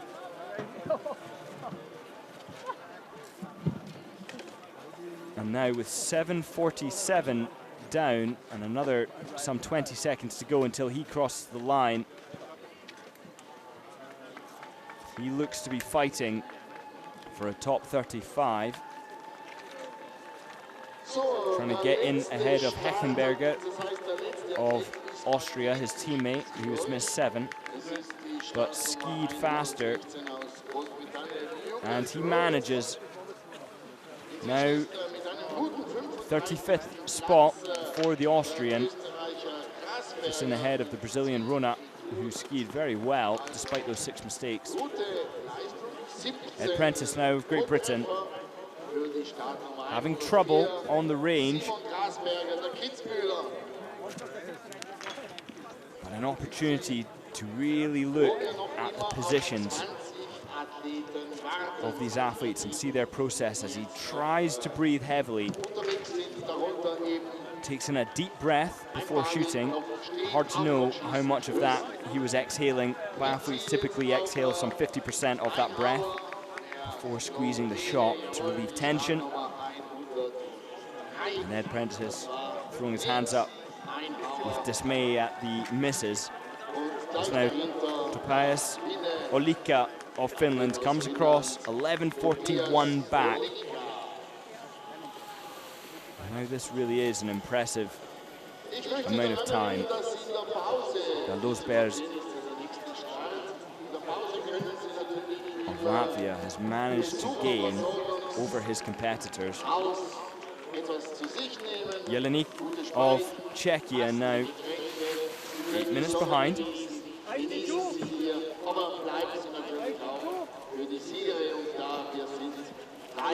And collapses over the line, as so many have done before him. And quite right, after contending with 12.5 kilometers of these tough conditions. Thomas van de Kamp is one of the many now at the back end of this field who have the somewhat displeasure of going through the slushier snow, but handling it well. They knew in advance that this would be the case. It's no secret the conditions are challenging, and Van de Kamp in 66th spot, so doing himself well with only 5 mistakes on the day. As Lopuin from Estonia now crossing in 33rd place.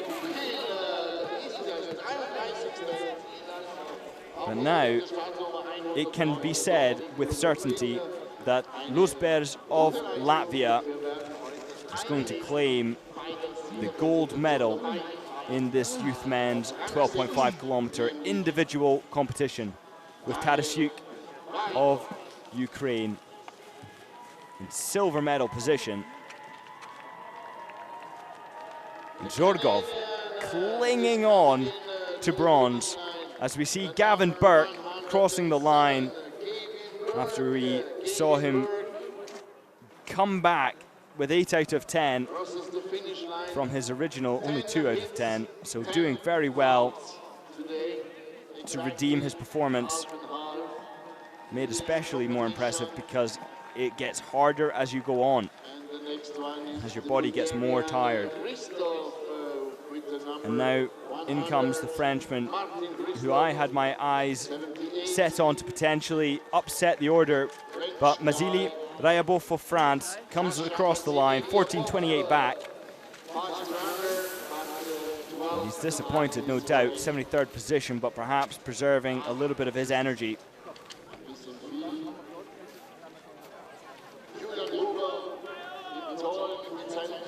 He's smiles. He's still feeling positive. He knows there's more races to go, and he knows there's a very good chance that he'll come away from this event with medals.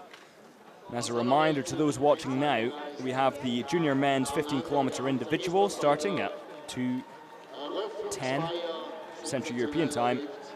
That's today. Tomorrow, the same pattern of youth.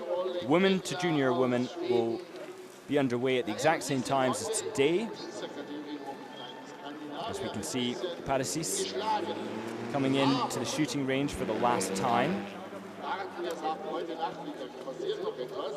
As Kosmanejec crosses with only 8 penalties. I say only 8. Many of these biathletes will be pleased with their shooting, even if it might appear from the top level not to be wonderful shooting, because it's relative, and making progress at this age is relative. As Reiners Krismanis of Latvia crosses the line, 12:51 back, 69th position.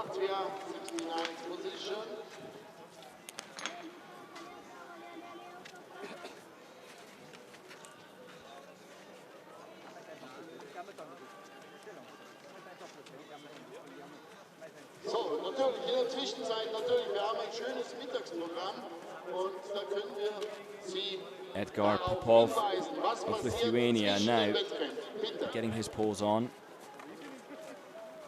As Van de Kamp, he was doing really well at the 11.1k mark, 67th spot, so beating nearly half of those in front of him. And would it be interesting to know just what the difference in ski speed would be for an athlete starting bib number 117? But the reality of this sport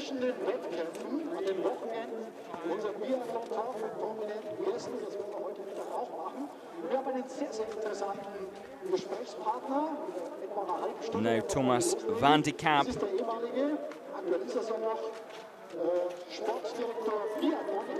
on the final 10 meters and throwing that toe across the line, clearly in a lot of discomfort,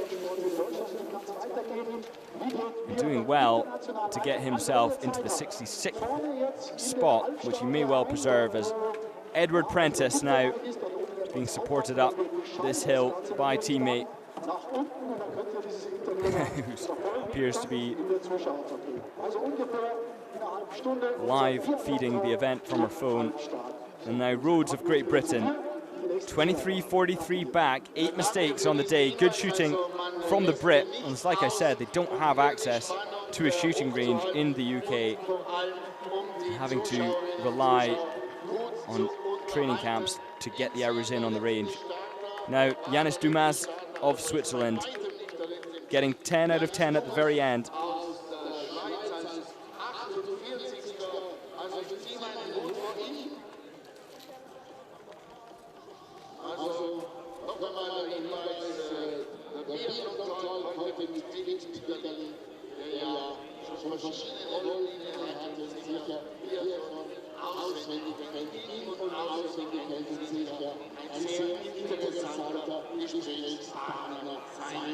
And the podium is made up only of athletes who were inside the top 15. And Edward Prentice now, once again, fighting his way around the course. An opportunity to be on snow, something that the Brits get very little of, if any at all. In fact, most Brits will not get any skiing on snow in Great Britain. They must travel. Some Scottish biathletes were lucky enough to get maybe in their entire careers, like myself, only a couple days on snow. But now Ed, using his triceps, extending the elbow, as perhaps driving back with his elbows would be favourable.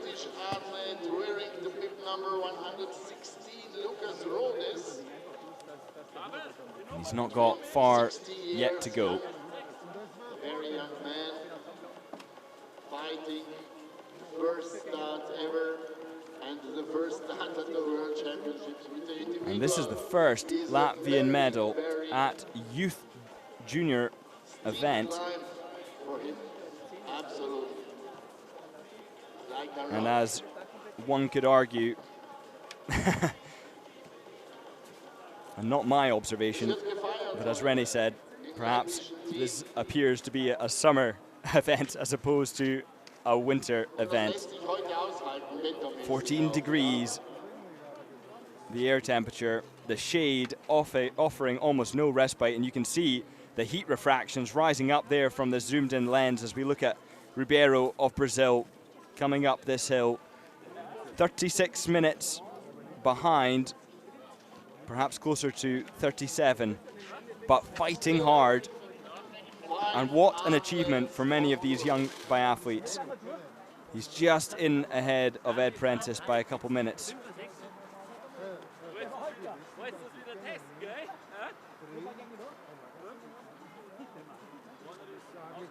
And the data center on the Biathlon World website does allow these biathletes to take a look at their course time, their ski time, and their shooting time, their range time, to analyze where is it they're losing and gaining those seconds.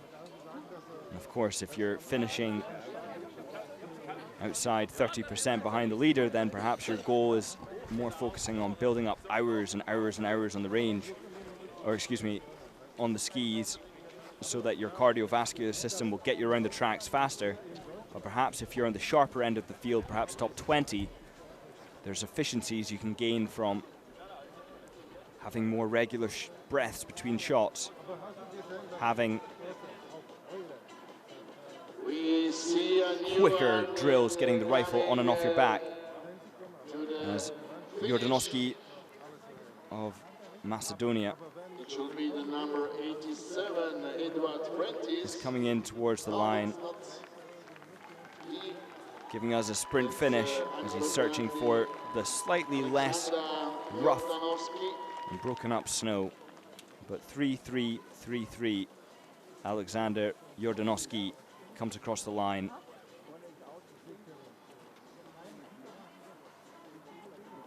And has enough energy for a wave. 111 have finished of the 117 starters. We can of course expect a couple of these biathletes to not finish. And a reminder, these events will continue every day except for the 5th of March. And they finish on the 8th of March with the junior women's 4x6 kilometer relay. The men's will start at 9:30 in the morning before that. But the pattern is pretty regular, and you can join me, Scott Dixon, as I walk you through every single one of these races.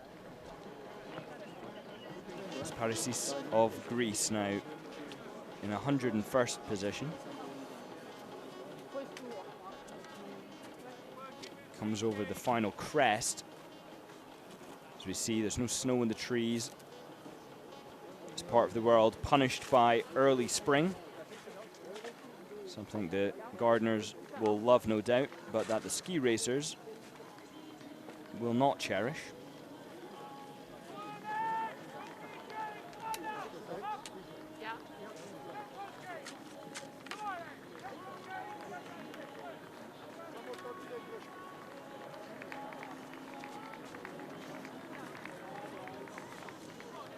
So a historic day for Latvia, their first ever gold medal Finally, the last athlete is at the shooting in range the winter for the standing World Championship event in races. Of Arber, course, the summer Europe. they've managed, but Lucas Rhodes now for Great Britain, coming in for his last 5 stand, and an opportunity for us to analyze his process.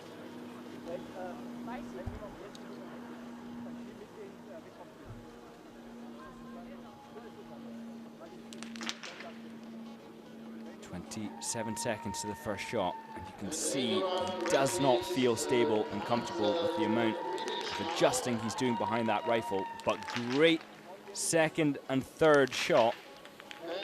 Rushed the last one. You could see the time between the first, second, third, fourth was a little longer, but then for the 5th, he took it. Almost rushed, but I suspect if you're not feeling comfortable behind the rifle and there isn't so much stability, then sometimes it can feel like it makes no difference whether you try and maintain a similar routine or whether you just try and send those rounds down. But the second last bib now, number, Lucas Rhodes, he is the last man out on the track, and we will have the pleasure of joining him around it, where you can see just how challenging it is for these incredible athletes. Now, Chao Rabiero of Brazil, going over the final climb in towards the finish. This is where we saw some of the brilliant racers, and my first race here. It hadn't occurred to me to check where the finish line was, and as I was coming in, the first time I hit 10 out of 10 on this particular race. I got to that point, that section of track where it splits, and had absolutely no idea where to go. But I only lost a fraction of a second while I figured it out. But hopefully these biathletes will be more switched on than I was and will have done their course checks before skiing around the lap. As Ribeiro now comes across the line in 112th position.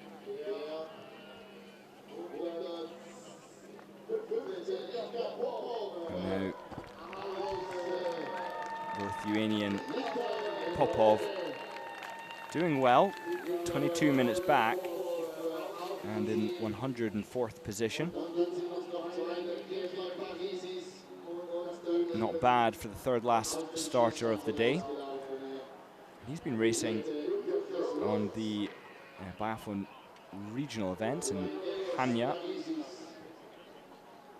finishing 26th with 5 penalties.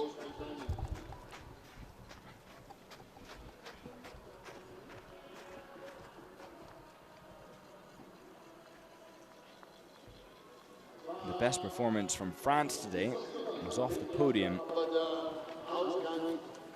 And if anything, if last year is anything to go by, the French were finishing, or they finished at the top of the medal leaderboard with 6 gold medals, 6 silver, 4 bronze, 16 medals in total. Norway had 6 golds, the same as France, but only 2 silvers, meaning they were in second place, claiming 10 medals in total. But at the top of the medal leaderboard today is a team that did not even get onto the leaderboard in last year's medal standings, and that's Latvia. And never have they claimed a gold medal before at the Junior Youth World Championships. History was made today,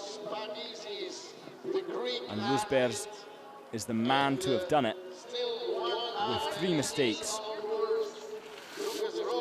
And if you examine the correlation between ski speed and shooting today, it's going to be more in favor of ski speed than it normally is because of the tough conditions, because of the tough nature of this course, which has so much climb in through the forest. And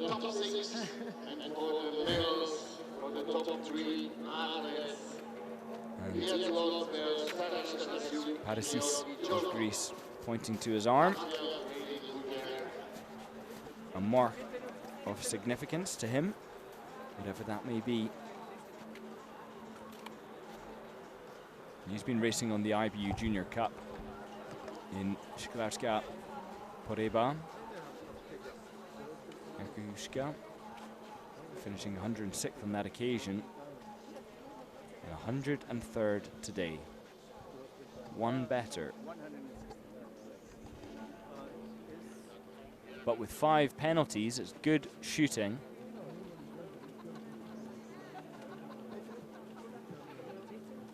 And Sebastian Fosgaard-Moser of Great Britain finishing in 90th with 6 penalties.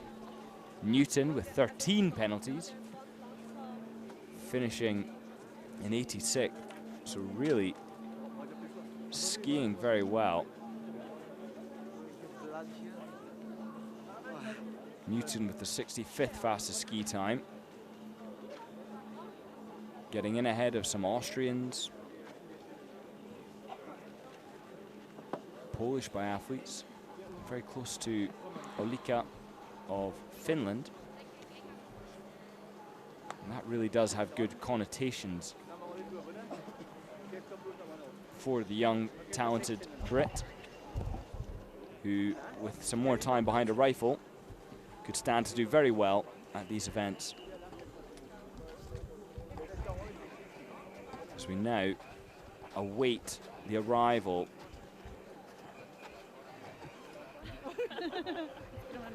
of Rhodes from Great Britain, as he skis around on his last lap. And we get a chance to see just a few of the officials, 254 officials here supporting, as Lucas Rhodes takes a look behind him. Is somebody there on his tail? And what an opportunity for the Brit, an athlete who came up through the talent identification search inside of Great Britain, the British Biathlon Union, supported heavily by the International Biathlon Union, as are many, many of these nations.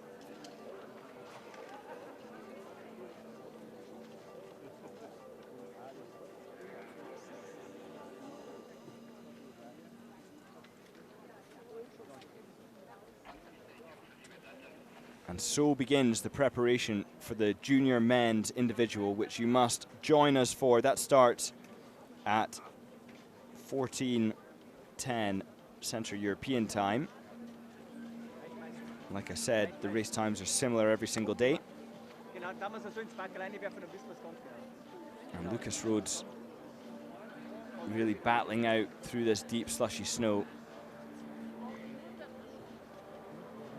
And will enjoy the opportunity to look back at his technique.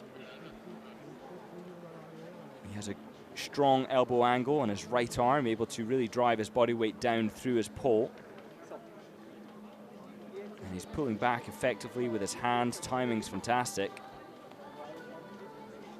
Could benefit from being more relaxed with his hands on the handle so that he can let the poles almost slip out of his hands a little at the back, not throwing them back, but releasing.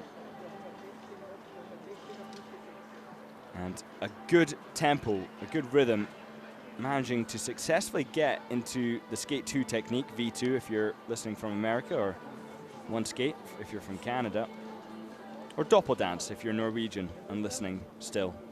I'm afraid that's as far as my technique vocabulary goes.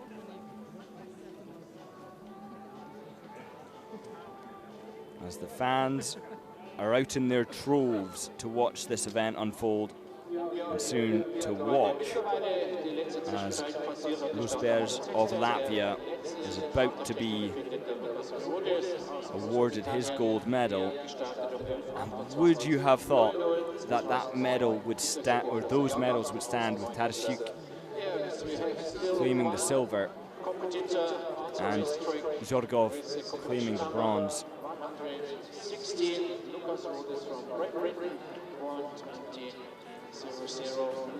In the race won today by a 16-year-old, a super talent, Biathlon Lusbergs of Latvia, with a phenomenal race. His best on the IBU Junior Cup in recent times. As I can see here, on a quick glance, was 6th place in the Mass Start 60. But nothing compares with that 32nd at the Olympic Games. That's a remarkable performance for a 16-year-old, 32nd. I'm going to have to revisit that moment.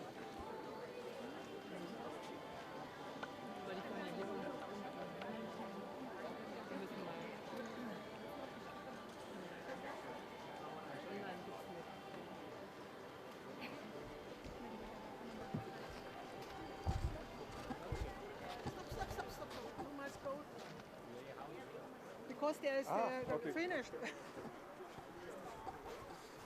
And while the race continues, and these biathletes are conducting their cool down, the track doesn't open until all of the racers are off the track. Let's take a look at some of the results and statistics. The fastest skier today, as we have already discussed, is Losbers of Latvia. The second fastest on every single lap was Tarasyuk of Ukraine. And the third fastest overall, although not on every lap, was Varikov of Estonia. Slenarik of Slovenia was in fourth, and Zorgov was in fifth. Latvalati of Finland was in sixth, and then is our first German with Lipfert. 3 minutes and 25 seconds back, and that is a lot for Lipfert, for anybody today to have beaten Losbers. There's only one person who could have done it in the whole field. If Tarasyuk had shot the perfect 20 out of 20, he could have claimed the gold medal. But without the perfect 20 out of 20, it would have been impossible. Now, do stay with us to celebrate this historic gold medal from Losbers, who will soon be granted that, and to give our respect to the remaining athletes, all those who will be in the flower ceremony will be Madalena of France, wearing bib number 85, doing very well to climb up the order. That certainly would have been a faster ski had he started earlier.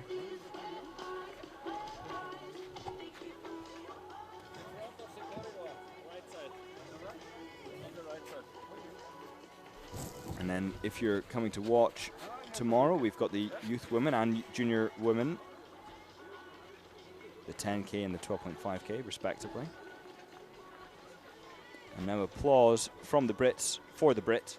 Lucas Rhodes coming in towards the finish. He missed 4 in his first visit.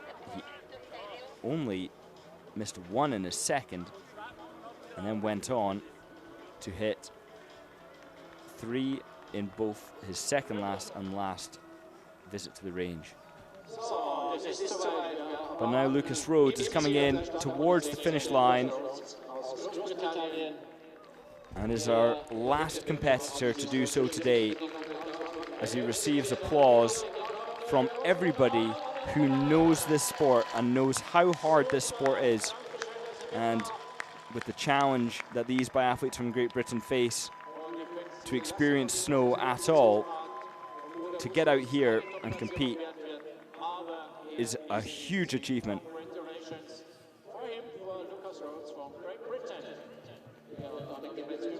And these conditions are not the ones that they would have dreamt of when they found out that they were coming to this event. But kudos to the IBU, who did a great job in preparing the snow conditions as best they could. And their minds will be on preserving the snow conditions for the duration of the event. So it is now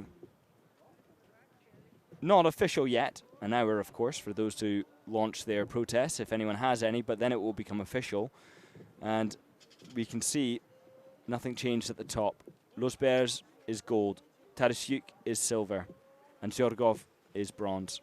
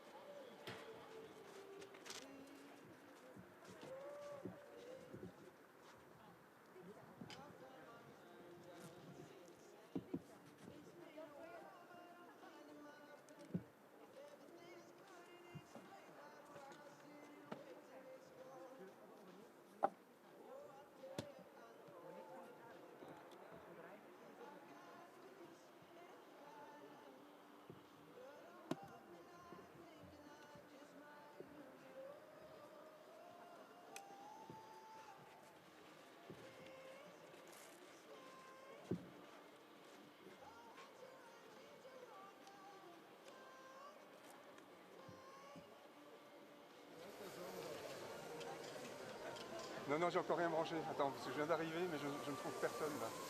Au podium.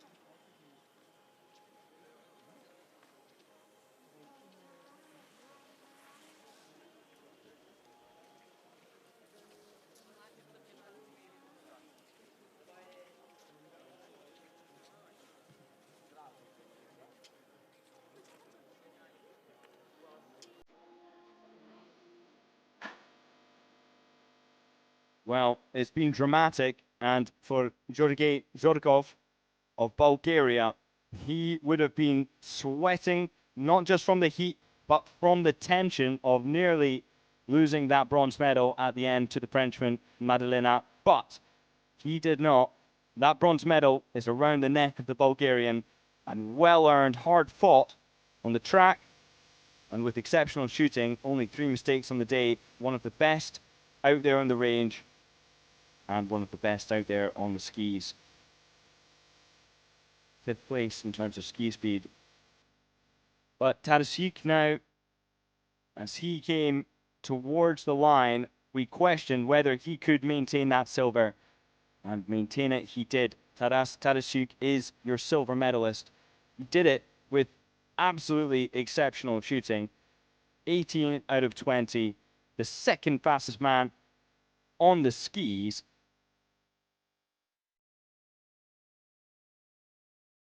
With a well-earned final visit to the range, and he managed to get all the targets despite the pressure. He missed only in his second visit to the range. But Vihards Losbers of Latvia is your gold medalist from the Olympics to Arber. Losbers is your youth individual champion 2026, and in historic fashion. He knew it. It was a great performance. But did he know that he would be walking away from this with a gold medal with 111 athletes still to cross the line behind him? Perhaps even more than that, because he started 6 and overtook so many of those before him. So, we are ready, we can start with the award ceremony with the IBO anthem. The flower ceremony.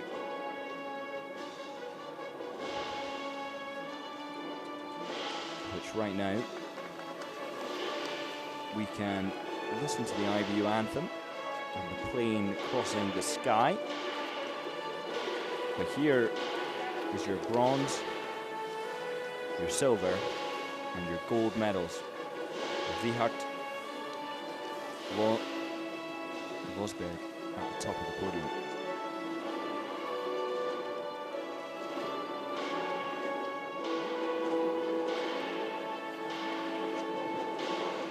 IBU Youth and Junior World Championships Biathlon Arber 2025. 6. Ladies and gentlemen, awarding ceremony for the individual competition youth men. On 3rd place, representing Bulgaria, Georgi Zhorkov.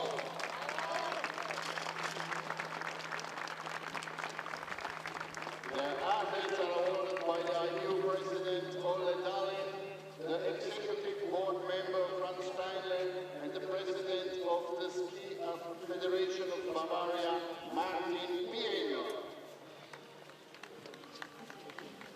And Zhorgov now collecting his bronze medal. A well-earned fight. Only 3 minutes and 23 seconds back.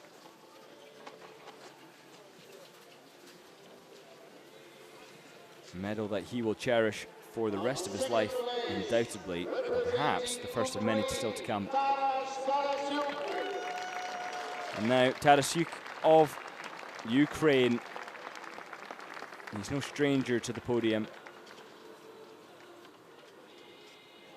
The European Junior European Championship in Imatra, Finland, claiming the gold medal on that occasion.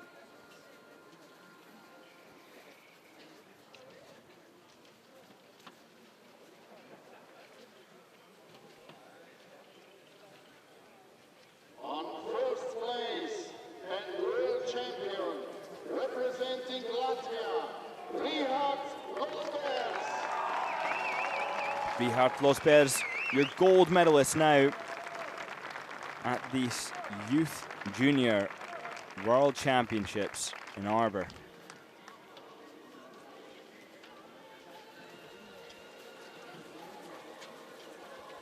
And I thank you to everybody who has stayed to celebrate this, but please do come back and watch the junior men's race this afternoon, where we'll see more excitement and drama in even more slushy snow conditions. Richard Losbergs managed to contend with those conditions perfectly today. He's claimed the gold medal, with Tarasyuk of Ukraine in second and Georgy Zhorgov of Bulgaria in third. And I've been Scott Dixon. Thank you for joining while we watch Madalena of France claim his fourth spot, Stenerik of Slovenia in fourth, and Varikov of Estonia in fifth.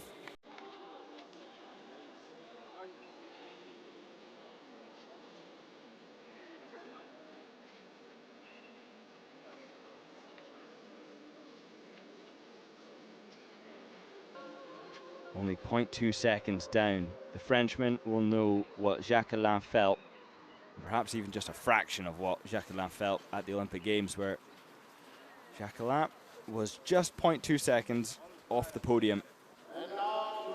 Madalena today was just 0.2 seconds off the podium.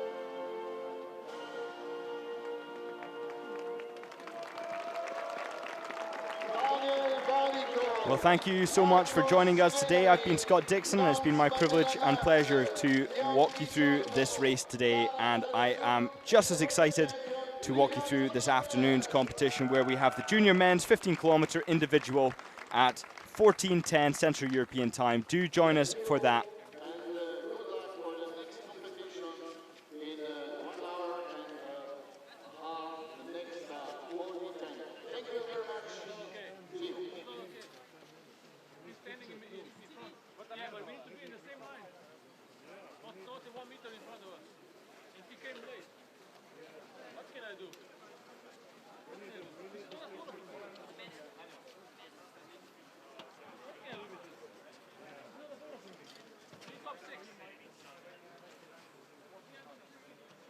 maybe you can download the TV. We need to do the fashion interview on live again. But this is not gonna work for like this for the whole championship. We need top 3 together. Top 6 is even too. What are we waiting now? Can we get top 3 or not?